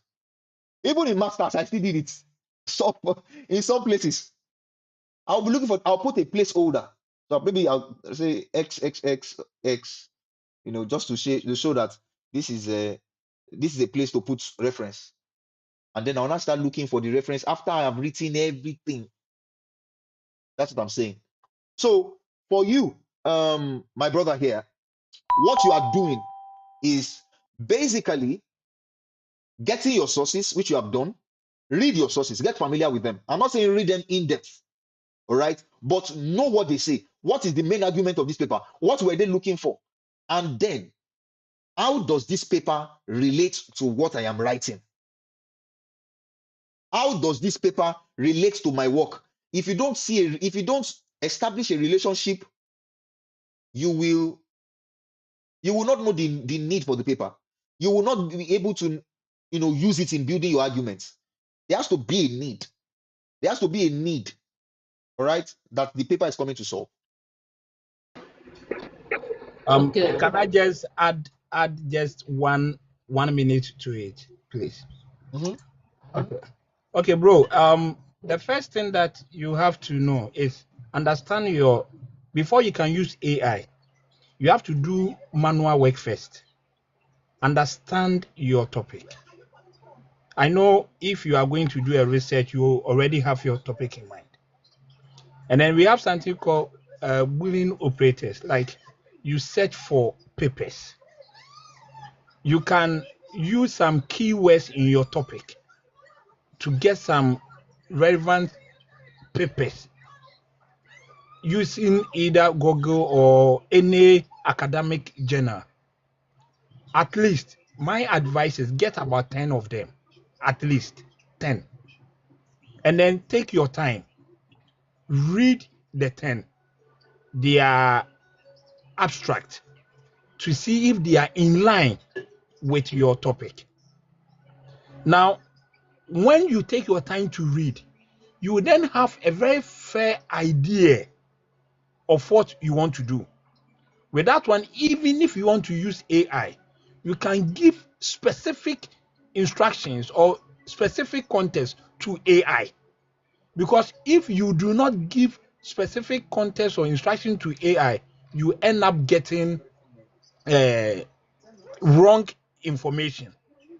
Even you can even refer AI to some of the papers that you have read, and then AI will take an idea from that paper and then help you. This is what I want to add to what my brother said. Thank you. Thank you very much. Thank you very much, Dr. Quata. Very, very. Is it Quata? Quata. Quata. Okay, Quata. Okay. Yeah. Okay, thank you, thank you. Just I want to ask just a little one question about the like looking for the papers. For example, if I have a topic, so the way that I should look for the topic, is it like I use the keyword about for the topic, for looking for the papers, or just like how I can start it? Because that is Let me give you an example. Let's take a topic like um, innovation and productivity in Africa or West Africa. Like, let's take this topic. So you can just go to Google and then you use the keyword. Maybe you type in innovation in Africa. You do not add the productivity. You can type in innovation. Now, when you type in, you will get millions of papers on innovation. And then you then read. It will give you different types of innovation, maybe product innovation, process innovation, green innovation, and then you know the type of innovation that you are looking for. So let's assume that you are looking for technological innovation, that is product and then process. So you can go ahead and type maybe process innovation, and then all the topics will start coming. So you do not type your full topic in Google or wherever you are searching. Sometimes you can type your full topic and then you get zero because your topic has not been published. So you just use the keywords. That's why every paper, where after the abstract, you then come to the keywords. So you then use the keywords to search for papers that are related to your full topic. So, in contribution to that, when you have a topic, all right, a topic like what he gave is a very broad topic because a topic, or I would even say use a topic, use a research question. You are better off using your Yeah. research question to get keywords because your research question will have a population. Your research question will have a specific outcome. Your research question will have a context. All right. So when you use a research question, you will be able to know, okay, just like what he said, innovation in what? And if, like Boolean operators and or whatever. Innovation in Africa and maybe the population. Maybe you are trying to check in this parastatal, maybe private sector, or you're trying to check public sector, or maybe it's like NGO. I don't know. I'm just trying to build around the already established idea. Now, it's your question, not your topic, that determines the search terms that you will now use for Google Scholar or Scopus or whatever database you are using. Is your question. What is the give me your research question. Do you have a research question? Or give me a research question that you probably have worked on before. Okay, it's not there. So, for example, my research question is, what is the impact of drought and heat on the growth of wheat? Impact of drought and heat on the growth of wheat. That's broad. But then I can check drought. I can check the synonym of drought, water availability, because it's not just the exact words, they are synonyms. So it's drought or water availability or water regimes or absence of water or water. I can use that and then say and temperature or heat or high temperature or increased temperature. I can do all of that. Okay. And so you use keywords and their synonyms to look for papers. That's how you will quickly get papers. And when you are looking for papers, once you have gotten maybe let's say 500 hits, you can filter them down. Okay, I want only papers published between 2016 and 2026. Okay, I want papers published in or I want peer review papers. I want papers that are only in English. All of these things you can do on the filter section. All right. And then you can sort them out again. You can sort them out by relevance. You can sort them out by the most cited. You can sort them out by the most recently published. So you can play around these things. But the search terms specifically in addressing your question is they are the variables within your question and they are synonyms. Because you can say something like drought. The other guy that wrote something on drought is not talking, he didn't write drought specifically. He used water availability. Thank you for the follow. He used water availability. You see that? So that's how I think you should approach it. You are very welcome. I hope that's helpful. Thank you very much. Yeah, it's very, very helpful. And in terms of for example, the proposal writing. So, is it like all the step that for the proposal that they need referencing, or is just some step of them? The proposal does not need referencing all through. The most parts that need the reference, that need references, at the literature review section, definitely. Some parts of the methodology section, because you need to be able to, maybe state your paradigm. Maybe this is how you are looking at it. How you are, maybe you want to use a particular method that it was formulated by these particular people. You may need to reference them. All right. But the major part of it that needs your references are the introduction section and the literature review section. Introduction, I mean background and context. Those they definitely need references. But when the remaining part of it, methodology slightly, timeline does not need reference at all. Proposed contribution may not need any reference at all. So it's not every part of it. Okay, thank you very much. And You're welcome. So let's take Bella. Okay. Sorry, before Bella, someone asked a question that if you give your work to, like after you've done everything and then you give it to AI, is it an ethical something? Someone asked a question. When I submitted my thesis, I did a very good work. For that one, I am proud of myself. And the external examiner told me that I have done the work perfectly. However, the work was done manually, so typo errors, grammar, blah blah blah, and AI just started a year and two ago. So I was advised that I can use AI to polish the grammar and then the spelling mistakes. So use after you've done, and then you are using it to check the grammar and everything. There's nothing wrong with it. Thank you. Yes. If you're using, don't put your work there and then tell it to edit the grammar and edit everything and then send you a better work.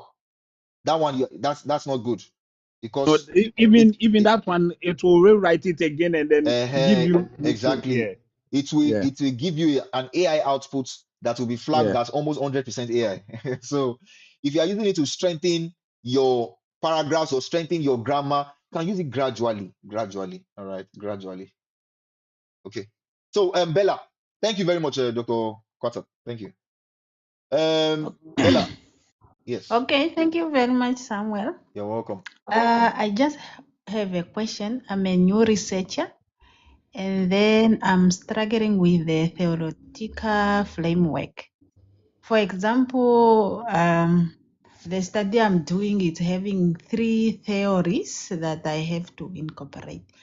But now, my question is, apart from explaining the theory and the original founder of the theory, how do I attach the theories to my study? And if the theories that are underpinning my studies are more than 1, 2, 3, do I have to explain them separately or how? Good That's question. my questions. Good question. Very good question. Somebody is saying here, can using one database be an issue? If it is a solid database, it should not be an issue. If you are doing a systematic literature review, you need more than one database. Scopus is solid, but sometimes there's some gray literature that you may need for your systematic literature review. All right, but if you use Scopus for a normal literature review, you are fine. Okay.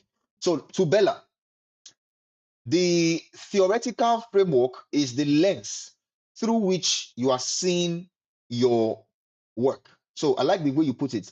It's the theories underpinning your work. You can decide that it is going to, I think most of the time, they need to be used together to see that, to answer that question, the question that you have. After you have defended that these or identified that these are the things you are using and give reasons why you are not using the other things, especially if there are a lot of theories. You have to be able to say the reason why you are not using these other ones. All right. Now that you have been able to identify that this gives you, or these give you a proper lens to look at your research question or to answer your research aim and objectives, you piece them together. All right, piece them together. What is this theory? How is this theory influencing your decision?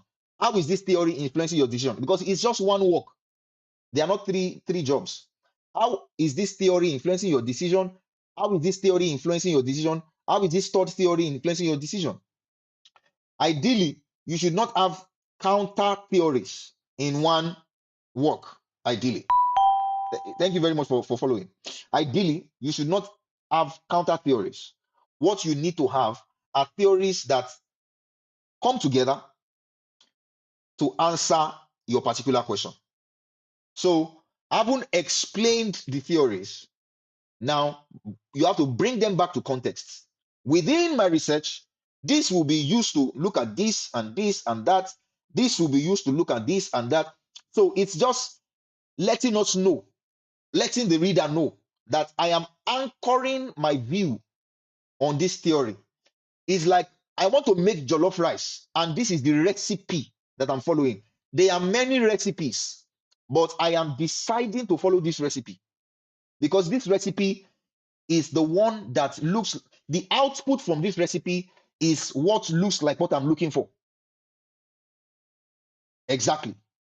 So the theories are the lens. So the outputs should lead you towards your answer, lead you towards the answer you are looking for.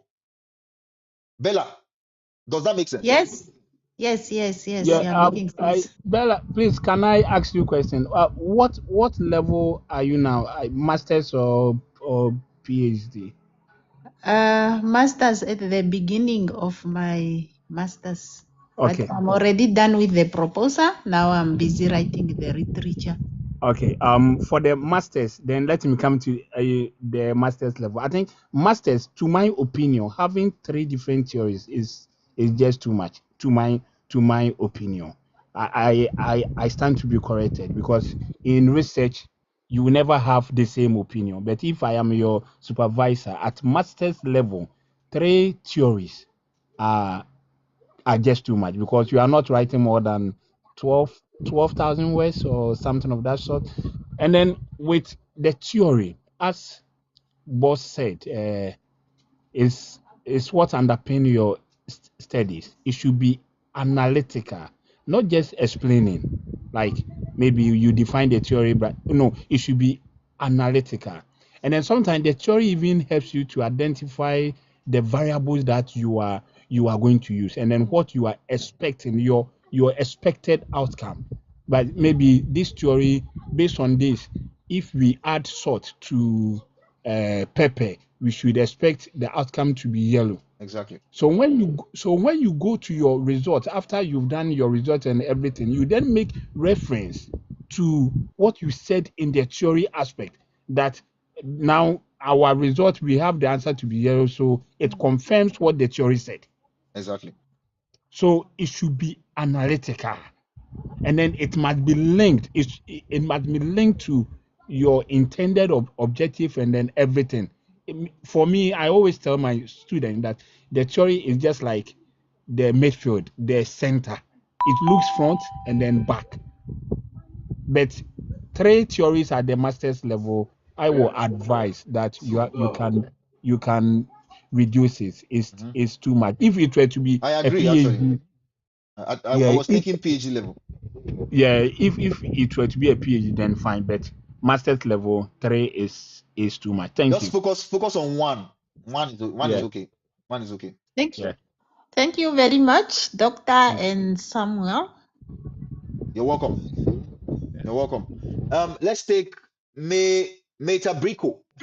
I'm sorry if I didn't pronounce that well. I'm very sorry. That's fine. That's fine. Good evening, everyone. Good evening, sir. Mr. Samuel, thank you very much. You're welcome. Yeah, Thank you. I see there are lots of experts, research experts in the house. So please, I have just two questions. One is about the research proposal. The other one is about the research gap. So there's this project I've seen. I just reached out to the project supervisor. I was just chatting with him today by mail. So he asked me to send an email and a research proposal. But the project is clearly stating objective, its aim, objective, and the method. So my question is, if I'm coming out with my own research proposal to apply for this, am I using the same aim, same objectives, and methods? So good question. Are you looking for a scholarship? Uh, it's a scholarship. It's a scholarship, yeah. So if it is a scholarship and they have aim, objective, and method, and you're going to write anything, you're going to write everything in that line. If it's a scholarship, that's how it works. Because ideally, it's like a job. So you don't write your own. I mean, it's counterintuitive, but you don't write your own job description. So they write the job description, you align with it. So as you are writing, you are aligning with what is already, on ground. So why should they ask me to write a research proposal again? Meanwhile, they have objectives that they and the methods clearly stated and the research area defined already. Somehow they may want to test your ability to conceptualize research. They want to test your ability to think about research. They want to see whether, like that's why I asked, is it a scholarship? If it is a scholarship, and if you write anything that is against that thing that they have already stated, you may not even be selected. You may not even be called back. So anyway, so the idea is that they may just want to know how you conceptualize your research. They may just want to know how you um how you are able to present a research in a coherent manner. And then in that thing, they will not write the proposed dates of doing stuff. That means you are the one that's going to design your timeline. So it's going to make you think as well. All right, you're going to design the timeline, even though they have the project, even though they have the methodology. You're going to design the timeline. Okay, first year, this is what I want to achieve. Second year, this is what I want to achieve. Third year, this is what I want to, fourth year, how many papers do I want to produce from this project? All those things are your work. You get what I mean? So it might just be a test of your ability to do all those things. Yeah, can I also add something, please? Yes. Yeah, well, yeah, we can have the same objective, but how we tackle the objectives may be different. Maybe we are all going to uh, Lagos, but someone will use backyard, someone will use the front yard, and then as Samuel said, they want to know how, though we have the same objective, but how do you achieve those objectives? The methodology. Why do you think that methodology is what important? They have just given you the methodology. You have to go further and then explain why that methodology is important than other methods that you know of. So you will come out with other methods. However, in the conclusion, you will then make emphasis on the method that they have what given to you. So the objectives, everything may be the same. How do you approach those objectives? That Mm. is what they are looking for. Thank you. Thank you very Thank much. you. Thank Yes. you very much, Doctor. So, secondly, my second question is about the research gap. Um, so this project I'm talking about will be realized in Ghana. I'm not from Ghana though. So in the research gap, if I am looking for primary studies to come out with a research gap, can I use articles from another country apart from, or I must use articles from the country where the research will be carried out? You don't need to use articles from the idea of a research gap is you are looking for every source that reveals the gap. Okay, so you're not going to zone in on only papers. Most of the papers, I don't know the nature of the gap that you're trying to work on now, but most of the papers ideally should be from that country. But you can get a lot of papers that give you global context to the conversation, that gives you global even challenges about that same conversation. However, I think it's wise to have most of those papers contextually within the population or context that you are trying to operate within, which is the country now, Ghana. All right, because that helps the research gap so clearly. It make it more obvious. All right, especially if what you are working on is, like you said, Ghana. If that's the case, if that's what you're working on, and the gap is within that context, yes, you will need more papers from that. Okay, and then what I will add, we have Oh, okay, we have Musti, no wala. so yeah we have so many gaps. Maybe you are looking at geographical gap. So other countries have done this, other countries have done that, but when you come to Ghana, we don't have it. However, I will always advise at least you have to get one or two people from the country of study, Definitely. because you will not be the first person to have maybe gone into that field. So at least you have to get one or two people from the country of study, but you can get a lot from other regions so that you can come out with geographical gap. That one will help much. Yeah. Yes. So depends on that gap exactly. All right. If it's a gap that maybe theoretical gap, for example, or methodological gap, and it's not just contextual gap. If it's contextual gap, then what you are looking for is you're working on different contexts, which means you look for different papers that have done this, they've done that, they've done that, but it's lacking. However, this is lacking in Ghana. So you don't need too much papers in Ghana. But it depends on the kind of gap, just like Dr. Quita said, Dr. Quata said. Yeah. Oh, Do you have more questions? oh no, no, thank you very much. Let me just ask maybe one last stupid question. No, Uh, there's no stupid uh, question. how many papers do you think are enough for you to bring out a gap for a PhD research proposal? It's a tricky question, because for some people they will only need 10. For some people they will need 20. For some people they will have to read 100. It depends on how saturated that particular niche is. All right, that particular area is. If they produce a lot of chunk of papers, you have to read a lot. all right, to be able to make sure that this something has not been done on. If you're doing something on AI, for example, you cannot just say that you found a gap by reading 10 papers, because AI is constantly evolving. People are constantly writing. Something that is stale, something can be stale in AI and it's just 2 weeks old. It can be stale.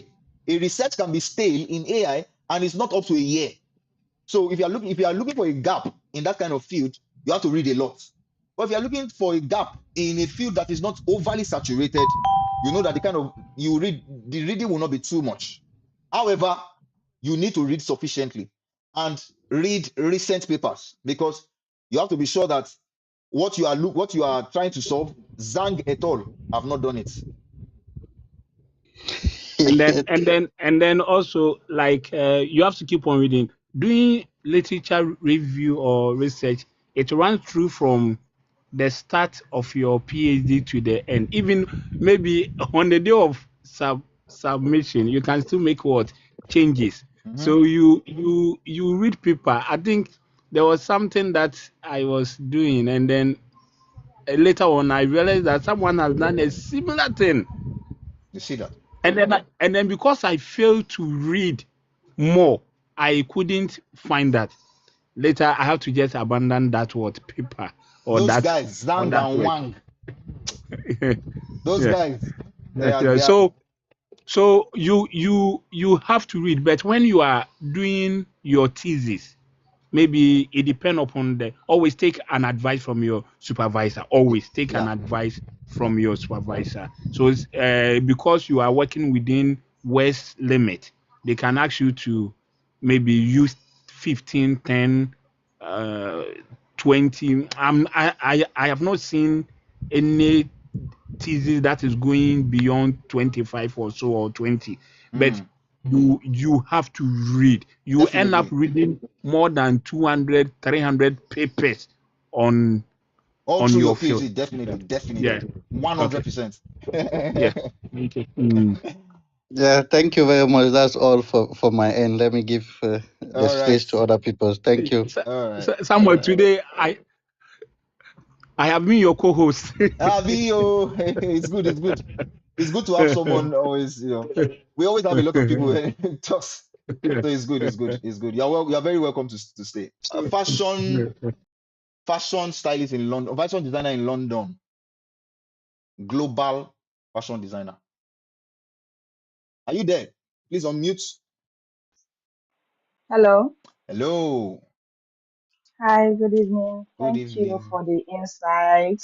Welcome. It's an eye opener Thank you. to a lot of things.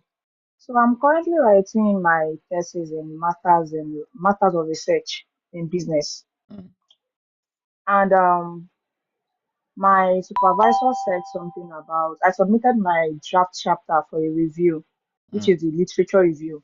mm, They didn't specify on which chapter you submit. You submit anyone, but literature review being the biggest chapter, I choose to submit that one because any correction that is being made on that one, I can apply it to the other ones.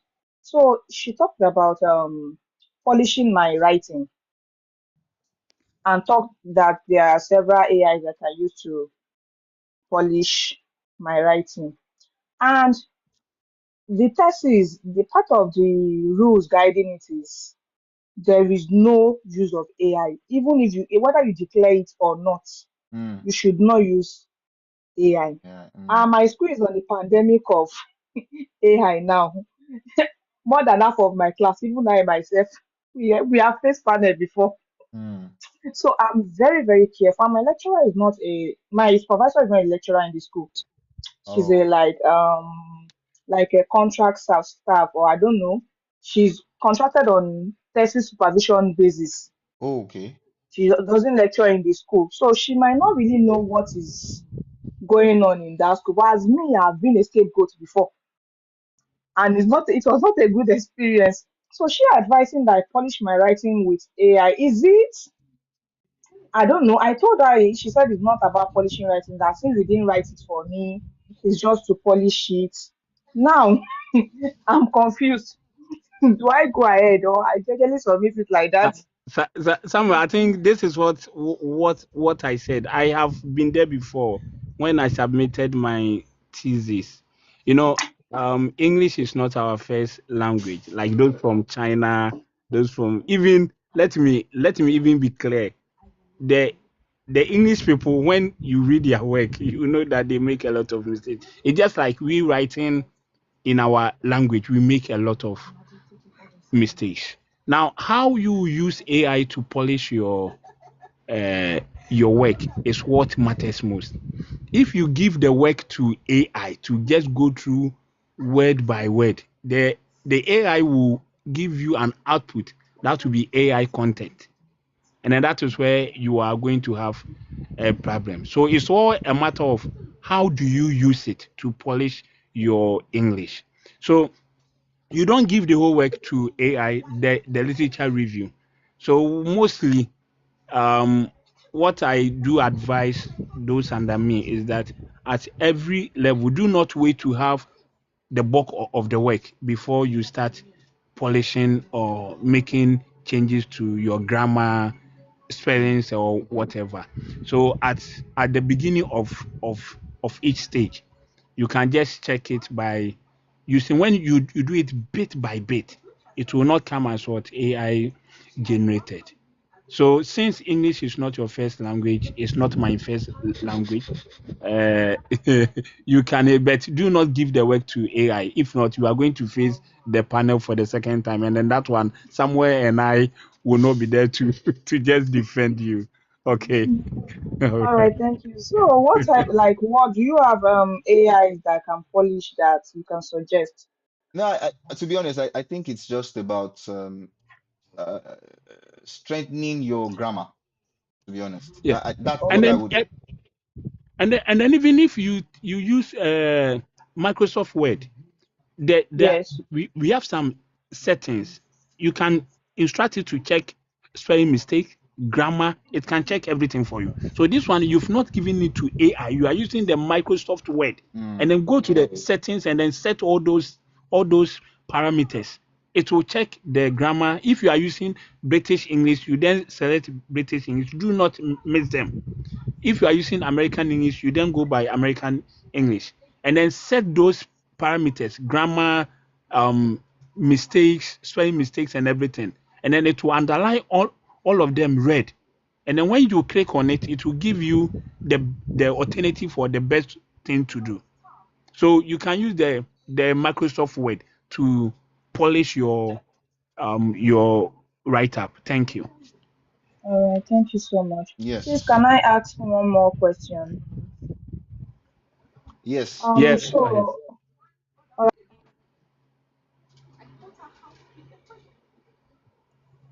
among female fashion entrepreneurs in Nigeria, so I choose to use qualitative approach. Are you? Can you hear me? No, can you come again? I think we didn't hear the first part of it. I said I'm working on strategic thinking and business growth among female fashion entrepreneurs in Nigeria. Okay, And I'm using a qualitative approach, which means I'm not using the general Qualtrics survey. I'm using interview through Microsoft Teams. So my supervisor suggested that I do a pilot interview first. okay. Then I can learn from, okay, this is what I did right. This is where I need to maybe restructure my questions Mm, and all that. So I used probes too. Maybe some not everyone people I'm interviewing, they are not academic audience. okay. So sometimes I might need to break down those questions, like rephrase those questions for them if they are not giving me details that I needed Mm, from them during the interview because it's an online interview. mm, Now I had to download the is it transcript? Yes, and send it to her after the first two pilot interview. yeah. And she's saying maybe like I'm putting words, the props that I'm using, like I'm putting words in their mouth that I'm giving them direction on what to talk on. I should let them talk, let them. But sometimes when they talk, they might not be giving me what I wanted. She said if they divert, I can actually write on those things too Yes. that they have talked about. Now she's saying I should restructure my interview questions and direct it towards my research questions.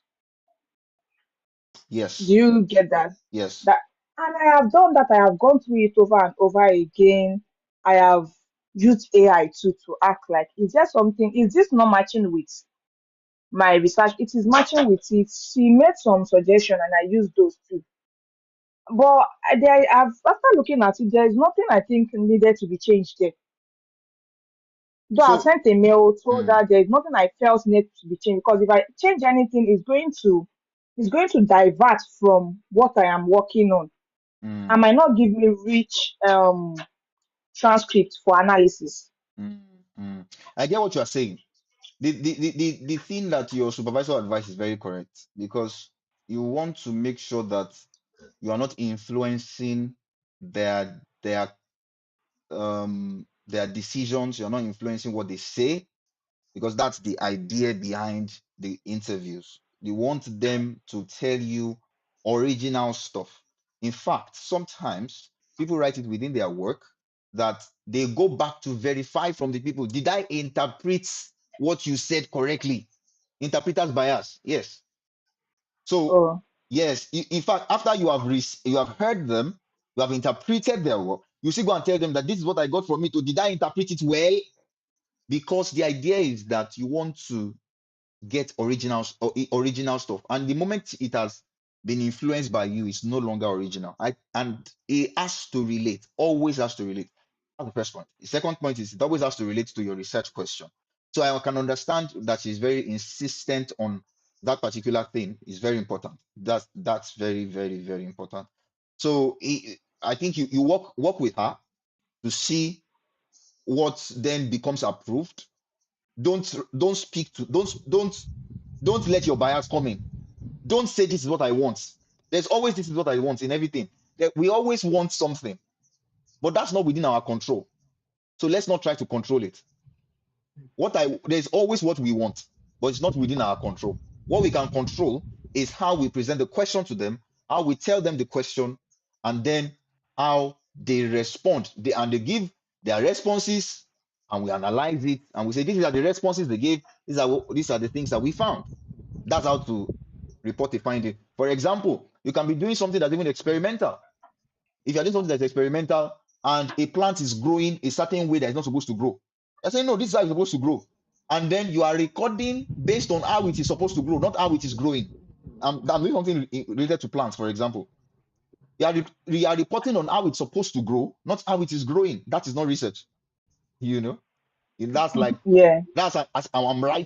I'm writing my opinion. so You're so writing what yeah, you felt. yeah, Yeah, exactly, yeah. I exactly. think someone is trying to say something down there. Yeah. Whenever you are collecting data, first you have the trial data, like you get the first sample and then you use it to analyze your research question and then see how it goes. That one, it even gives you the opportunity to restructure your questionnaire Thank you, if Miriam. it needs to. So landing on them, yes, you are right, and that is what the supervisor is asking her to do. So, my dear, work with your supervisor. Whatever he or she is saying is the right thing. And then, if you act from what you are saying, you are already biased before even the before even she wants something. yeah. So you can just interview as many as you want. Definitely, you are going to have some people who will go away from what you are expecting or And that's whatever. That's that's why that's data. That's that's yeah, that data definitely we have some missing values in what in data. So just work with your supervisor. I support your supervisor 100% with whatever. Yeah, yeah, thank you. Okay, please. Thank you so much for your response. no I worries. have told her that okay, I have gone through it, I have input what you suggested, and I have included it in the question. And this is to the best of my ability. this is what I can come up with. So if she review it and think there's anything that needs to be added at this point, just tell me. I'll go add it. But Exactly, exactly. I have tried. I cannot. Yes, You and cannot kill Miriam yourself. is saying something very valid here. That you refine your questions from the way your participants have responded. So if you do a Yeah, pilot study, so you can then go back pilot. Yeah, and reiterate. Okay, yeah. based on how they've Yeah. Sure. responded, this is how it will now go. But don't have a bias already from the start. So yeah. So I hope All that right. Thank you so much. you're welcome. You're welcome. Let's take Dolores. Dolores. Hello, Hello. good evening. Good evening, Dolores. Please, I want to find out how you people were able to write without, um, you were able to write your thesis without using AI. No, none of us said that. It It is, depends it upon. is, it is. I'll go first and I'll leave you to Yeah. flesh it up. The issue is not with AI. The issue has never been with AI. Look, we saw a video of one of the is it lawmakers in Canada reading a particular script that AI has given it, and he forgot. He even read, okay, now I will make it even more simpler. He read it out. So he read an AI output and read it to the parliament. So you can say, hey, it's not ethical, it's not this, but that man can have a lot of contributions for his own constituents. All right. So the issue is not with AI. The issue is with us and how we want to use it. All right, or how we have decided to use it. The issue is never with AI. AI has come to stay. Any academic that rejects AI is going to be obsolete in a very short time. It's going to be out of touch in a very short time. Now, before you use AI, you must understand your question. You must understand your work. You must understand the variables you are examining. You must understand your work. You must understand your question. You must know what a good output looks like. What does a good writing look like? What does a good argument look like? What does a good these are the things that you can only think about. So when you have solidified these ends, okay, Dr. Kweta, but I think you can contribute to this before you go. When you can Okay, then when you let's ca- wait. when you can solidify these ends, it then becomes easy to use AI. So AI will be working for you. AI will be working with you, not working for you. That's the idea. Let me let Dr. Kweta speak. Give me a sec. Go on, sir. Okay. Yeah.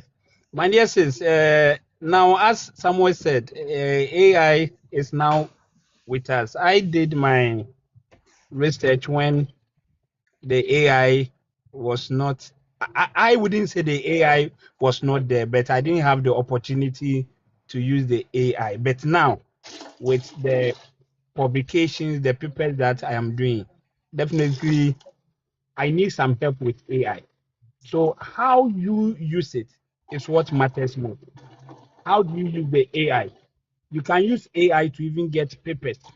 You can use AI to generate papers for you to read. So how you use it matters most. Some people they just give their question or their research topic to the AI and then ask AI to write everything for them. With that, you are going to get zero. Like the output will be zero. So you have to understand your topic. You have to have your research objective. You have to read papers. Based on that, you can then use AI, as I advise my sister, to polish your grammar, correct your mistakes, and so on. So that is what I can add to it. Okay, So so Tracy, assuming you sent okay, your yeah, question to you send your question to AI and then it answered everything for you, and then you go through to confirm if the scholars that have been the scholars that are stated in the work are really verifiable. And after going through, you realize that yes, everything is true. Can you submit a work of that sort? did you say you submit your question? Are you talking about assignment or research? No, like let's say a proposal. A You should write a proposal? proposal. So you send, yes, you sent your topic to AI, you give it prompt, and it prepared a complete proposal for you on No, your topic. no, Don't do that. Don't do that. no. I see we have the same mind, so no, No, no, no, don't do that. no, It's gonna put you in trouble. That's an AI work, not your work. Even if no. it's verifiable, don't do it.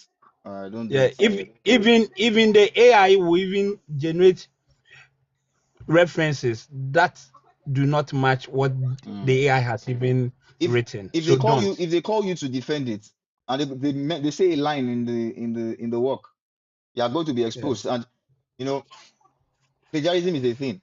It's a thing in academia. It can shut down somebody's career. Plagiarism. Yeah. So I Okay. wouldn't advise you to submit anything that you cannot defend. I wouldn't advise you to submit anything that you did not contribute to. That's not your work. You cannot say this is my work. Somebody can assist you to do something. It's just like if you're in Nigeria, in Nigeria, there's jam. You've written jam, you wrote jam, and you had like 260 something, and then you had a connection to one school, and then somebody helped you to get a particular course. Maybe say, let's say biochemistry. If they did not help you, right, you would have gotten maybe biology education, for example. I'm just saying. But because they helped you, you got biochemistry. You would have gotten admission regardless because you had a good score. So I'm using that as, maybe that's not the best example, but I'm using that as to nail this thing down, that you do substantial work.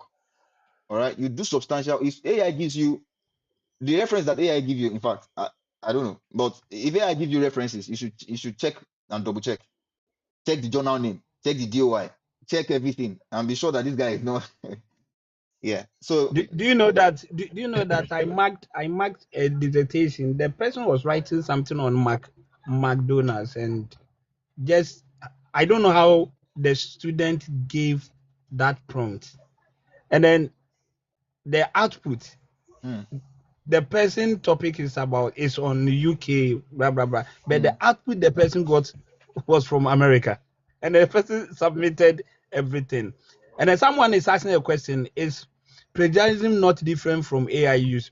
Yes, it is. There's a very big difference between the two. The plagiarism is when you copy someone's work, dito, even if you copy dito and then you still provide reference, sometimes some tough examiners will question you, so they want you to paraphrase or change it, and then you then provide reference. And then the AI is, you are using now different AI tools to just do your work for you. So there's a very big difference between the plagiarism and then the AI use. And then yeah. If you before, write something that is not your work and you do not yeah, reference it, that's plagiarism. So if you write something that is AI work and you do not reference it as AI, that is plagiarism. yeah. So before I go down, as someone said, and then I have also said, now AI has come to stay, and then definitely one way or the other, as we want soft life, we will be using the AI. However, it shouldn't affect our academic performance. It shouldn't affect our research. You can challenge, if you want to have quality output from AI, always challenge AI, like develop the AI with what you have in your head. So even if AI give you maybe an output, you can still ask question: is it the best? Is the references used, are they genuine? Do they best fit the write up? can you give me the DOI? When you challenge, the AI will be better and then give you quality output. But do not rely on AI solely for your research work. Thank you very much for Yeah. welcoming me onto your show. It's fine. It's fine. Thank you, Dr. Queta. It was nice Yeah, to have you. It was nice to have yeah, you. Always push thank you. back. Just like you said, Yeah. always push back. Always push back. Once you get something, push back. Okay? Most of the time, the first response you get from AI is not the perfect response. It's developing response. All right? You cannot know this one if you have not even used AI very well. It's the developing response. The first response is not always solid. I'll leave it at that because I don't want to teach you how to use AI. That's not how to use AI as against the standard. Let me take Dolores. So are you satisfied? Okay. Hello. Yeah, yeah, go on, go on. Yes, I want to find out something about pilot study. What at all is it about? What is pilot study about? Is that what you said? Yes. And what goes into it? Oh, Yes. okay, okay. Pilot study basically is just a micro of the macro.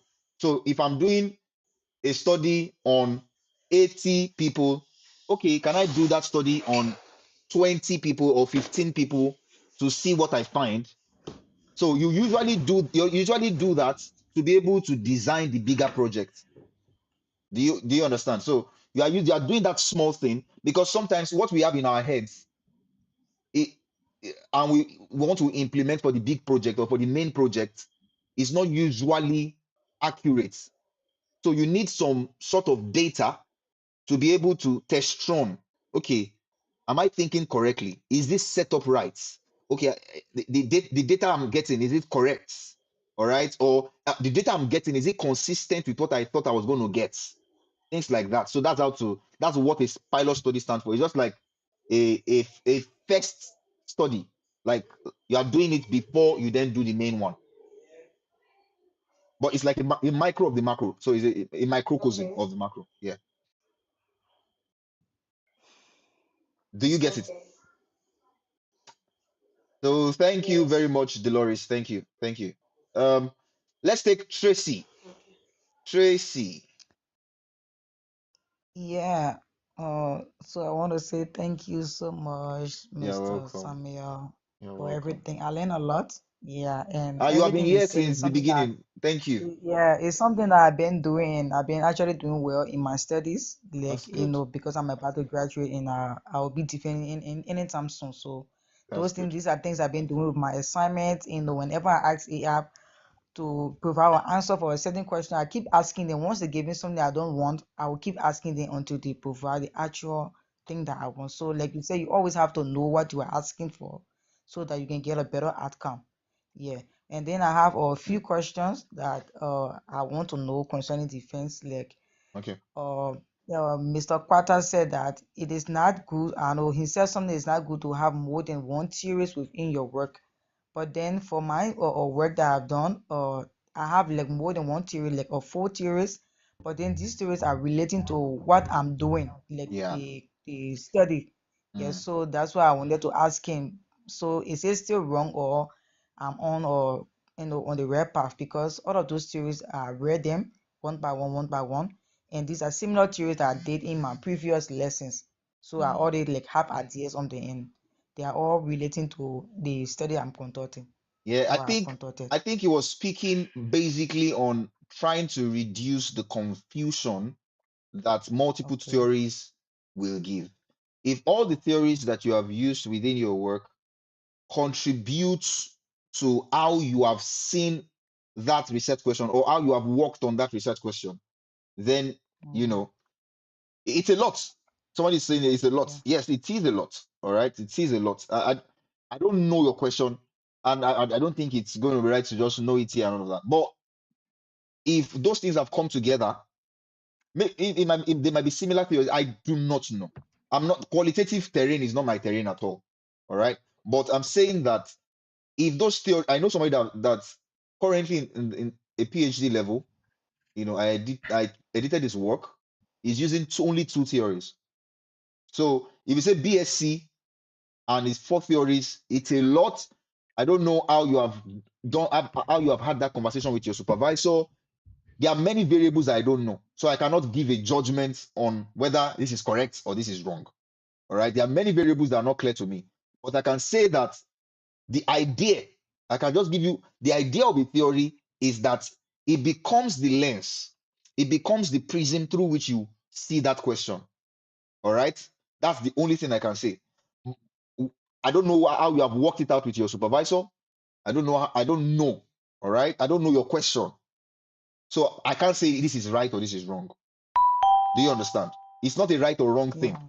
It's not a right or wrong Yes. thing. It's going to be complex using four theories, definitely. So now you say you have even written, you are waiting to defend, you know. So the idea at the end of Yeah. the day is I took the work for proofreading today. I submitted it for proofreading and they have not given me a feedback. So I'm waiting on their feedback. But anything I know I'm going to make a little changes. So I'm not worrying about that. So I yeah. just So wanted if to ask that once question. they proofread, I guess it's your Yeah. supervisor or supervisory team. I don't know. Once they proofread, Yeah. yes, and then they will get back to you on what they think. Oh, maybe Yes. this is too complex. Maybe that is too complex. True. So don't even worry much about it. Let's say you were in the Mm-hmm. building phase, would have said, oh, use one or use two, or maybe just stick to one. But now you have Mm-hmm. submitted. You know, the stakes are now higher and the burden is not even less because what they give to you is the thing you work on, basically. Yeah. Yeah. Mm-hmm. I Yeah. So just came in lastly, here. Tracy, please, is your work yeah, PhD or master's level? it's a BSc. BSc. Yeah, BSc. Okay. And then Yeah. you are doing, is it quantitative or qualitative? It's both methods. I use quantitative and qualitative. Mixed method. Okay. Okay. Yeah. Now, as someone said, for BSc, four theories. Okay, fine. It depends upon the type of research that you are doing. However, four theories at BSc. Okay.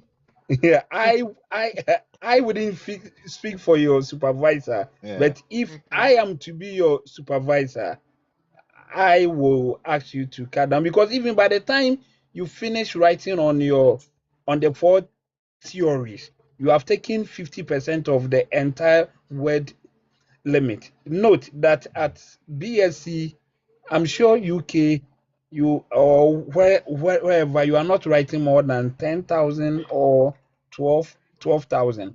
So writing on four theories, unless you are just defining them, but if you are doing it I say you choke. analytical, then the four theories will take 50% of the words.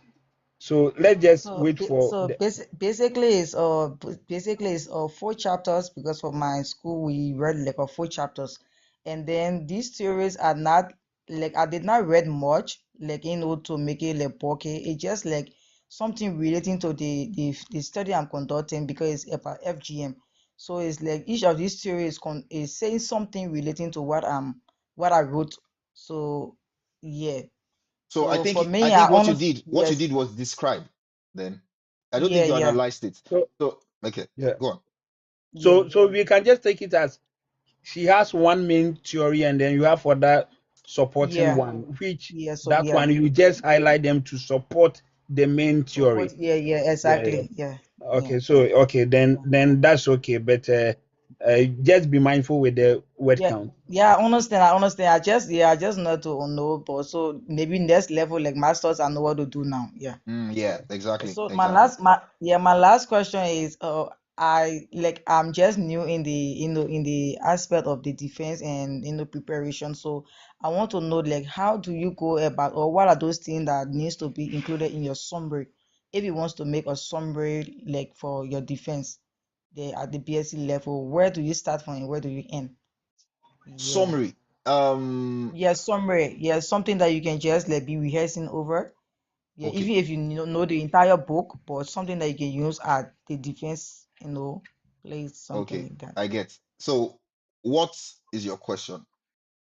That's My always good. question is, No, no, what no, are no, no. those things that is It's rhetorical. I'm telling you the things okay? to. Yes, yes. So the thing Okay, is, okay, okay, yes. So what is your question? That's very important. okay. Um, What's the consequence of answering that question? Very important. Okay. How did you answer that question? When you say how now, you have gone into Yeah. methodology. Mm-hmm. How did you answer that question? Why did you think that method was the correct method in answering that question? So most of what you'll be doing on the defense is justification. You have made your decision, you have produced an output. The most important thing you'll be doing now is just making the other person on the other end that have read your work now and is trying to probe, telling them that this is the right way to use it. This is the way I decided to answer this question because of this. I could have used this. Now you should also look for alternative method that you could have used and tell them why you Okay. did not use that. That gives you a critical view of your decision, because you are saying that yes, this I could have done it this way, but it will limit the answers that I get, that, or it will limit the kind of answers I get, or it will limit the this will not give me a broader. It depends on whatever you want to say, depends on your question. But I'm saying that what is your question? What brought you into this research in the first place? Number two, um, I don't know what I said next, but I said how. That how is very Mm-hmm. important. How? Why did you do it like that? Why did you do it the way you have done it? Very, very important. And then you can say you can rehearse on limitation. What were the limitations you had? Because Yeah. and you have to be upfront with it. Now, the limitations you had, don't describe them as limitations that made make your result questionable. Describe them as limitations of research. I for this particular research, I did not have access to this particular data. Or for this particular research, I do not have access to this particular population. Or for this particular research, just what is the limitation that you then think that Yeah. anybody that's picking up your research can build upon? But I don't think they will even scrutinize you so deep, deep, deep, deep like this. But it's just good to prepare like this, and then you'll be able to navigate your defense. Yeah. Okay, Sure. I I, think I actually I think at I actually BSc appreciate level, because I think at BSc level, the defense is not that much. Even it's not all schools that allow the BSc students to do defense. It's not all schools, but how they will ask you questions depend on. Hey. No, So the person just came to cause wahala. I just okay. So at the BSc level, I'm not sure they will um drill you like that, but how you present your work will then allow them to ask you questions. So you can yeah, just yeah, prepare, just make it simple, your research question or your research objective, and then always examiners are interested in yeah, yeah, how, yeah. how their examiners, and because with the literature aspect, Samuel and I may come from the same field, but we have different opinions, different mind. I may find something wrong with what you have done. Someone may find it good at the literature aspect. So most of the time, the literature aspect is bit debatable, but they are Mm, very much interested in the methodology. How did you yes. achieve your Which objective? mm, methods? Yeah, Yes. yeah, sure. So just pay attention to your research question or research objective, and then how you achieve those objectives, and then what do you bring on board, like what do you add to literature. mm, Just prepare on that. mm. Sure. Yeah, actually, I actually appreciate Mr. Son because recently I listened to I watched one of his video and he was talking about how who like those questions you don't confuse the two. When they're asking you why you like give you justify when they're asking you what you give definition. So I understand that clearly and it just like upstairs my mind like Oh, that's good. yeah I That's good. keep Thank yeah you very thank you so much, much. Tracy. Thank you very much, Dr. Quita. We brought you back again. I will quite away. Yeah. Yeah, do you know I am working on some students work that they submitted to just go through, but Okay. some of the questions have to bring me back Yeah, yeah, I know, because I know, because I I know. am I am I am really enjoying the community, Yeah, honestly. thank you, sir. Okay. Thank you. Thank you for the help. Nelly, let me take Nelly. Good evening. Morning now, actually. Good morning. Good morning, Sam. Good morning, Hope you're Nelly. right. Good. Yes, I'm okay. How are you? Good, good, good. Good, good, good. Bless God. Nice. I'm actually not a researcher, no academic research going on, but I have been following what you do or podcasts, and back in the day when I was doing active basic BSc research or MSc research, I had to learn a lot.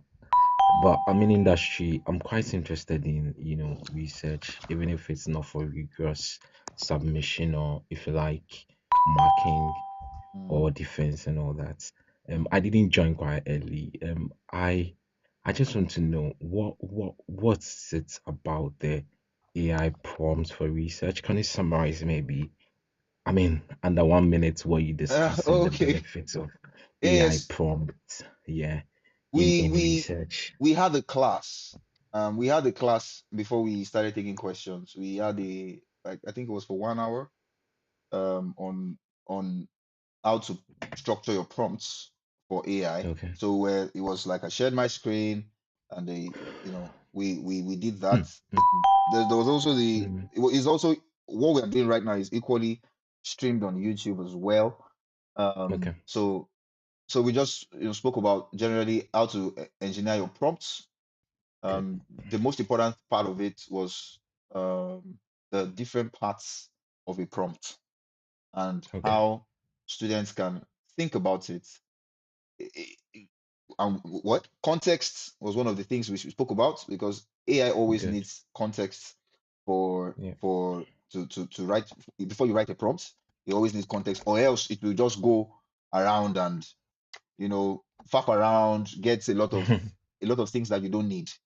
So you must give Yeah. it context, and then you must give it a role to play. So Yeah. maybe it's a sub work as my research assistant, or work as my supervisor here, or work as my Viva, whatever here. Just give it a role that can serve as a Yeah. constraint for it, so that it's not just doing any other thing. Then the task we are saying that we don't want things to be too broad. Don't give it a multitask request. Yeah. Yes, so Yeah. give per prompt, give it one thing to do so that it's Yeah. focused. And then we said, what kind of output do you want? You should also put that there. Because if you Yeah. don't put it there, it might give you a prose when you want a table. If you don't, so we just spoke about that for about an hour and transited to this. That's So good. that's why we still have AI prompts for research. Yeah. Okay. That's perfect. Do you have a YouTube? Are these on YouTube? Yes, equally Your streamed on YouTube. yeah, it's on It's my YouTube. my handle, my current handle is at Samuel Fafilu. It's on Yeah. YouTube right now as we speak. Okay. Yeah. Yeah, yeah. That's perfect. I'll jump on that, and Okay. if I have any further, I'm sure. How regular do you do your lives? Is it random or are Hmm. they scheduled? I scheduled them, a while ago, but I didn't Okay. get consistent because a lot of things came in the way. My research, Yeah. I had a child, so I usually do Fridays. But any Okay. other day of the week I can just come like this. Maybe if I am inspired to come and teach something, I just come teach the thing and get out. But Friday is usually like more robust. A lot of people are coming from different parts of the world. There's question and answer, and we are just Yeah. exploring academia, exploring industry. I have a podcast we're starting that is the diary of a graduate student. Mm, It's going to involve a lot of industry leaders as well who have gone through this journey. good. And so we have like 7 guests now. Well, we are going to start airing in October, and it's going to be very amazing. So, well, it's a community that is built around uh, real Yeah. stuff. We are not trying to hide stuff. We advise on scholarships. People come here from Mm, different parts of the world to give advice on scholarships. We advise mm, on research writing. If you check my page, research writing, scholarship, and anything that just aids growth, especially for African people. I'm in the United Kingdom. There's some people in perfect. Spain, some people in Ghana now, Nigeria now, different parts of the world. But the Mhm. idea is to, you know, to make us know that we belong there, we belong in the room, Yeah. and we can do this thing. I appreciate. I'll keep. I mean, I've been seeing your videos randomly on TikTok, and Uh, I'll keep an eye, on them more. okay, I am just conscious about the ethical use and benefits. I mean, especially ethical use of AI. sure. Sometimes AI can be counterproductive. So Yes, yes, I'm yes. just trying to learn how to ethically use it. I mean, in industry, there is no checks and there is no, I mean, penalization of Mm, anything, mm, plagiarism and all that. mm. But I believe I need to be conscious about how ethically you can use AI to get, the best of what you do. I agree So, with you. Yeah, yeah, yeah, you Sam, are speaking keep it correctly. up. You are speaking correctly. keep There up, are, there are keep not up, many keep people up the that think good like works. this. Thank you, thank you, Uh, thank you, thank you, keep up the good works, and yeah, thank you. I'll touch base. I'll keep in touch. Thank you No so worries, much. no worries, no worries. Thank you very much, Nelly. It was nice to hear from you. You're an Cheers. engineer. Yeah, working in Okay, because I construction. can see Yeah. that The the hat, yeah. icon there. Great, I know. great. Thanks, Thank you thanks a very lot. Yeah. much. Cheers, brother. All right, Yeah, see you. someone asked a question down there. This what could be the reply if they ask what is the thesis of your thesis. Now, all what the person is trying to ask is that your main insight or idea about your source of topic, like what incited you to have that topic. So the thesis of your thesis, what insight, like that the central claim in your essay or in your thesis. So if you have chosen a topic, what incited you to choose that topic? That is what the person is trying to ask you. Thank you. Thank you very much. I think anybody that asks thesis of your thesis itself is problematic. What is that? Yeah. Let me take Melchizedek.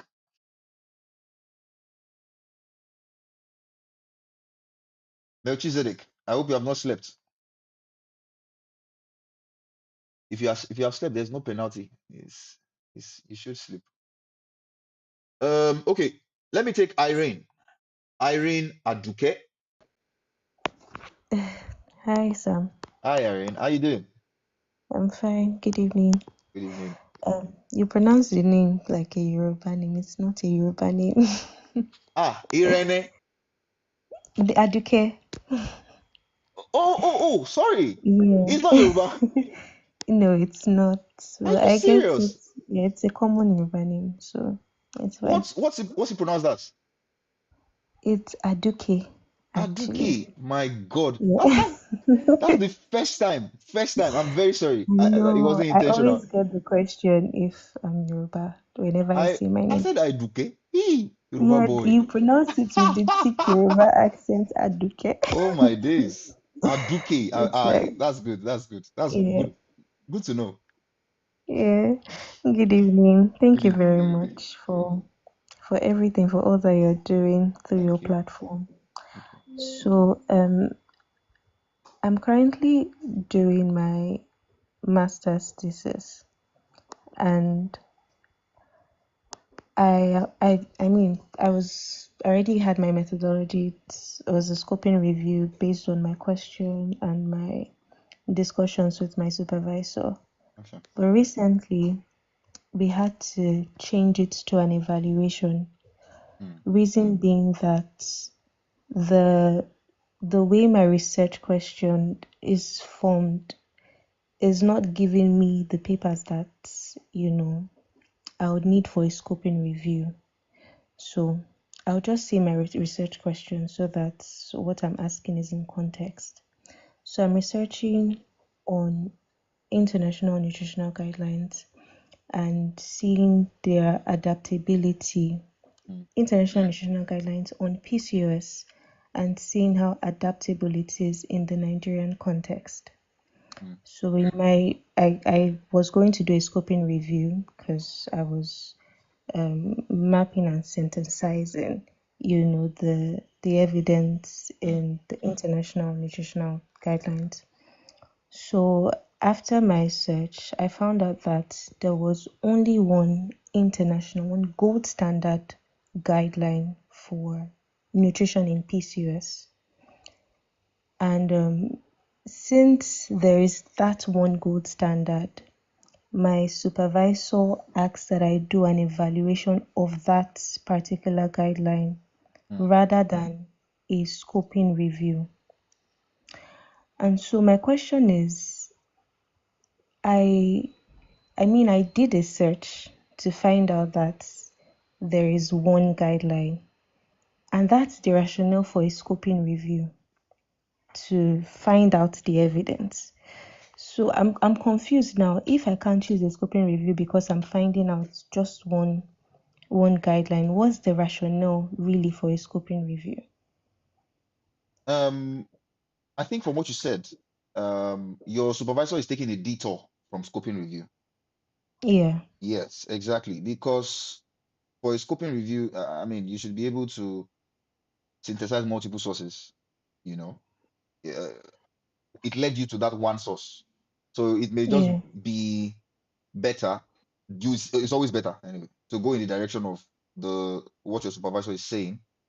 So it may be that your review brought you to that point, and then I mean I don't know how that particular work would relate to your question, but what you are now doing with that work is you are doing a proper critical analysis of that particular work, maybe then to reveal the gap, because the idea of a literature review at the end of the day is you are revealing a gap, that a gap exists here. That's the Mm. motive, that's the idea of a literature review. All right, it's not just to do something, is you are mapping out what is existing and mapping out to lead to what does not exist and what your own research may likely feel. So I don't know Mm. how that particular paper, like for context now, how it relates directly to your work, but I think your supervisor is already leading you in the proper direction. Okay. So So I'm yeah. listening. Yes. So with that, it's quite, for me, it's quite confusing Mm. to know what direction or what framework or protocol to use, since it's an evaluation. I have found out from some papers that I've read, some protocols. There is the Agree to protocol, and then there's this adaptive that's very new to, and yeah, there is that, but then I'm not sure now how to utilize those protocols in my search. Is there a standard protocol when it comes to critical analysis or No, I evaluation thought you said studies? you found that paper off of the scoping review you did. Is that correct? Yes, yes. So the scoping review cannot be discarded. Because that journey, Okay. that journey led to this paper. If you Yes, discard that journey, there is no paper. This paper does not exist. yes. Exactly. So you are not discarding the scoping review entirely. You Okay. have gotten that paper off of this scoping review. At least this is my understanding of it. You have gotten that paper Mm-hmm. off of this scoping review. Now, Mm-hmm. when you are analyzing this particular paper, you are looking at the strengths, the weaknesses. You are, what did they say? What did they assume? Now, that is what you are doing with this particular paper. But you are not disregarding, you are not discarding the scoping review entirely, because that's what led to it. If you Mm. discard it, then that paper does not exist. Mm. Do you understand? So So do that's I how I'm do okay. I Go on. still follow the scoping review protocol in writing the paper, Yeah, in or writing it, yes, how do yes, I put the both together? yes. In writing the paper, the scoping review is essential. All right. The scoping in writing that paper, in trying to analyze, I don't know what you called it. Is it yeah, what are you doing to that paper again? Evaluating. Evaluating. In trying to evaluate that paper, the scoping review is very important. So you cannot just leave that in this is me. Now your supervisor may Mm-hmm. have something entirely different, but ideally the interpretation is leave that process within your work. All right. That is Okay. how you got this paper. Even though all that process has led to just one paper, it means that you cannot Yeah. do anything like maybe thematic analysis, or you cannot put them in themes. You cannot do all of that. So that Yeah. will now lead to the evaluation of that particular paper in relation to the question you are trying to answer. So you don't discard it. It's still going to be there. It's still going to be in your work. The scoping review is still the scoping review. But what it brought out was that evaluation. So this Mm. is me speaking externally. Your supervisor knows the internal intricacies. So I also Mm. advise that maybe these questions as well, you can ask her. Maybe it might just be a clarity issue. It's usually just a clarity issue. It's not, I don't think you would ever discard that scoping review you did. It needs to be in your work, because that was Okay. the journey that led to that paper. Yes. Mhm, mhm, Yes. mhm. I guess my confusion is how to put it together. Because when I asked how to write an evaluation, he talked more on storytelling and Mm, giving a flow, telling a very good story with my write-up. But it's still confusing I know. because now I'm getting used to research and I'm seeing how there are different protocols, there are different framework for things. You can't just, based off on a bias or an assumption, write things up. It's not a story. Mm, It's mm, not, mm. So I I'm agree now, with you that when you are mm, evaluating that particular paper, there are many other papers that you will need to cite, definitely. Look at the paper itself, look at the papers they cite. you know you will definitely need to cite some of their, because you have evidence, different evidence, so you references. definitely need to to cite those sources. But the idea, I think, is just, if you're evaluating that paper, it's looking at the strength. The way I would approach it, looking at the strengths, the weaknesses. You're looking at the some people say you can even do SWOT analysis, but SWOT analysis sometimes is for management guys. But I would say, look at the Mm, strength, look at the weaknesses, just analyze the work itself. What did these guys assume, and how many stuff are left, or what is still left undone, or what gaps still exist, basically. mm, You're also looking at the limitation of the study, because every study has their limitation, their main oversight that they had, and you can now link it to one study that said da da da da da da da. It could be that, you know. But I would advise that you are very clear with your supervisor. Just, that's the best way to go, so that you don't go in a direction and then they say it's not the right direction. But yeah, that's how I would approach it, and that's how I advise you. okay. Yeah, Okay. Well, thank you very much. you're welcome, Irene Thank you. Somewhere Aduke. somewhere there are more than 50 million questions down. I Ah, think people are getting much interested in this topic. I will suggest maybe if we could pick a day, and then okay, on that day we talk about only maybe defense, okay. how to defend projects, and then we don't go beyond that, so that the questions will be limited to that. So when we pick a section and then we talk about it, because uh, I, though I am working, but yeah. still I am answering some of the questions down. Well, I think there are a lot of questions, actually. Yeah, yeah.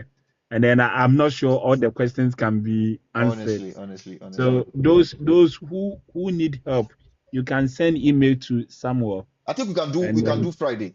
We can do Friday. Friday, what Friday. time? Friday, 9 p.m. Nine. Let's do Friday, so we can come address all the questions, and have a nice time. So Yeah, it's not, yeah, yeah. yeah, yeah. So Okay. I think, yeah. I think Friday I'll be free. okay, okay, okay. Let me take Kuliso, and Kuliso will be the last person we're taking tonight. Thank you, thank you. So I want to ask my question based on simple size. So I'm sure you are familiar with Yamani's formula for I'm not familiar with sampling. it, though. what do you call it? Yamani's formula? Yes, Yeah, Yamaha. you can check it first. Okay, let me do that. The when it comes to sample size, okay, Yamani's formula. Yeah, I can see that. Okay. So I want to know, because the first time I calculated my population, I got 388 Hmm? respondents, number of respondents that I have to sample. Wow. Then because I used 5% margin of error, as you can see. Okay. So I want to know if it is possible or it is academic accepted that there is any way you can minimize the number of respondents that you want to sample. That's interesting. This is my first time hearing Yamani's formula. So I'll open it up for people that have heard it before. For sample size, for qualitative study, most of what I have interacted with, because I mean, I am somebody that does quasi experimental. I do quasi experimental design, so I'm more quantitative. So for qualitative guys, I think there's a way they design their stuff using, is it Cresswell and something. They use they analyze with Brown and Clark. They use another person, maybe I can't remember, but I've done some work like that, that lead to qualitative designs and all of that. But this Yamani's formula, I can't speak on it because I'm hearing from the first time from you. So I don't know if Dr. Yeah, I think I am also more of quantitative, but let's have a discussion about it. I know when you are using the sample size, first you have to know your target population, that is the total sample size. So the total sample size will help you to know the sample size that you are using. However, as you said, those who are into the qualitative, they always allow the 5% margin of what of error.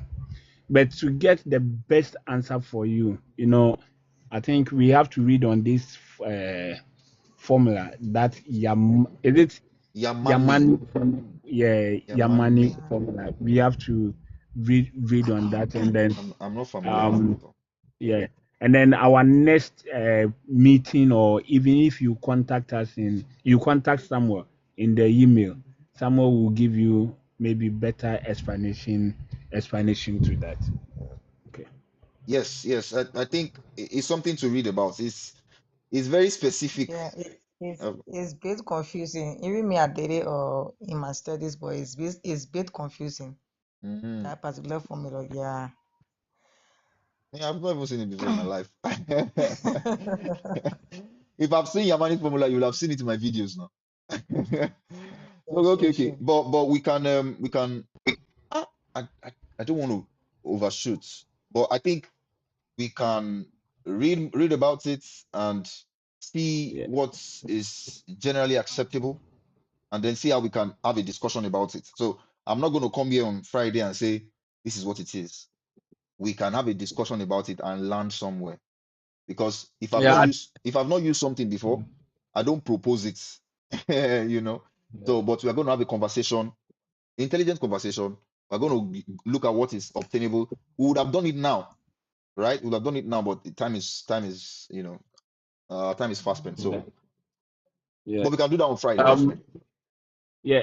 Someone is trying to have some argument down that why are you using 5? What does the literature say? You can use 10. You 10% can use too. 10 too. So we can have different opinion, but from Exactly. what but from what I am reading, I think the acceptable margin of error is 5, not 5%. not Yeah. yeah 5. That is the 5%. acceptable margin of error, and then you National can error. only use this formula if you know your targeted population, the exact targeted population. So let's assume that your exact targeted population is 2 or 3. You have to know. But if you do not know your exact targeted population, you cannot use this word formula. But as Formula. someone said, we have to go deep into this Yeah, so it's that something that we I do think we need not to explore yeah length and breadth, see what yeah people. the people that have used it before, for example, let us know Yeah. what they think, and then we'll look at standards. All right, because I mean, we have to look at standards. What does the literature say? Somebody says, what does the literature say? That's very important. And look at Yeah. literature on people that have used it before. So I mean, this is always nice to have those conversations. Everybody learns something, everybody picks something from there. This is my first time hearing Amani, and it's already giving me concern. Like, oh wow. So we All can right. have we can always have a conversation around it. If you are available on Friday, please join us. So this person says Thank you. answering based on your question. Yeah, I mean, like I said, it's something that we can always explore. It would be nice to anybody that has used it before, please show up in our conversation on Friday. But very sincerely, I want to appreciate everybody that's joined this call, contributed one way or the other. Dr. Kwata, thank you very much. And everyone that has contributed one thing or the other, even if it's headache, you contributed for us. Like Kuliso now is headache. You're trying to what's this? But whatever it is that you contributed, um, even if it was comments, it was likes, whatever it is, thank you very much. What we are building here is, I would be very honest with you, is not something that I want to force. I don't reach out to people to say you must come to the live. No, I want it to be something that flows. When things flow like that, they are weighty. You don't have to force anybody. You don't have to. Everybody comes with their intellectual capacity and contributes. People are here with problems. We solve the problems. Not like we actually do solve the problems, but we at least point a light towards solving that problem. And that's the whole essence. If you look at my videos, the whole essence is solve problems. I'm doing this always because, let me tell you something, and this is my honest truth, is because when I came to the United Kingdom, or when I got a scholarship for my PhD, I got to a space where I was the only black person. And I was thinking that no, it's not supposed to be. Now, I started diagnosing the problem. What's the problem? Because I'm seeing people from other places that cannot even speak English. Oh. We are speaking very good English here. I cannot speak English, getting scholarship. That was the beginning of the diagnosis. I said, okay, let me start talking about scholarship. For some people that have been following me for over a year now, that was how I started talking about scholarship. This scholarship is available. I will go back to scholarship by September because I know there will be opening for scholarship. I'll start talking about scholarship, talking about scholarship, talking about scholarship. And then I saw again that there was an evolution of people that did not actually understand what we do in academia. It's very strange to them. And it's not just black people, but me, I'm very passionate about my people. What I do cuts across borders, but I'm just very passionate. So I started talking about it, talking about research writing. This is what this is. This is what it is. Based on what I'm learning, this is what it is. This is how it will go. This is how this is how this goes. And then the reception was great. So the idea of these videos here, this live session, is that we can now interact. Now people watch the video, like the video, comment on it, share the video sometimes. But now we want to interact. We want to thank you very much for following. We want to interact now to see how we can rub minds together. Dr. Quita was here all through, even though he has some student work that he's doing, but it just shows passion that I want to contribute to what is going on here. I want to shed more light on what people are going through. And nobody is saying they will solve your problem, but at least you will live here always. That's the guarantee. Always you will live here with a clearer mind. That was why I started with the AI thing and spoke about the AI thing. If you want to replay, you can go to my YouTube, you catch the replay there. But I think that's what I'll be doing now. For the first 30 to 45 minutes, I will teach on a particular thing within academia. Maybe it's even how to write a paragraph, how to write an argument. I will just teach it. All right, teach it quickly, and then we'll go to question and answer. Okay. Another announcement is I have a book that is coming out on the 4th of, is it 4th or 5th of September? It's the AI playbook for student researchers. It's going to be dead cheap, because of, I know people from Africa want to get it and all of that. It's going to be dead cheap, but it's not going to be without a fee, because I know people don't value free things. That's why it's not going to be cheap. It's not going to be free. I always do free things, but this one is not going to be free. So just be on the lookout for that. It's not compulsory. You can always just join the live and listen to me. But if you want something that you can follow after the live is over, step by step, that will be very important. Finally, we are starting our research bootcamp on the 22nd of August. I think we have just 50 slots for that. 36 of those are gone. So, and we have a handbook. Everything is set for the people who have registered, and we'll make progress. But thank you very much for everyone who has joined, for contributing your intellectual capacity to this particular thing. It's not been easy to do live sessions for like 3 hours. It's exhausting because you are doing research, you are marking, you are trying to do this. It's very exhausting. But thank you very much for staying and contributing. I will see you on Friday. Thank you, Tracy, Dolores. Thank you, Kuliso. Thank you, Dr. Queta. Thank you so much. Thank you. Okay, thank you. Bye Have a bye, good night. everyone. Bye bye. Yeah.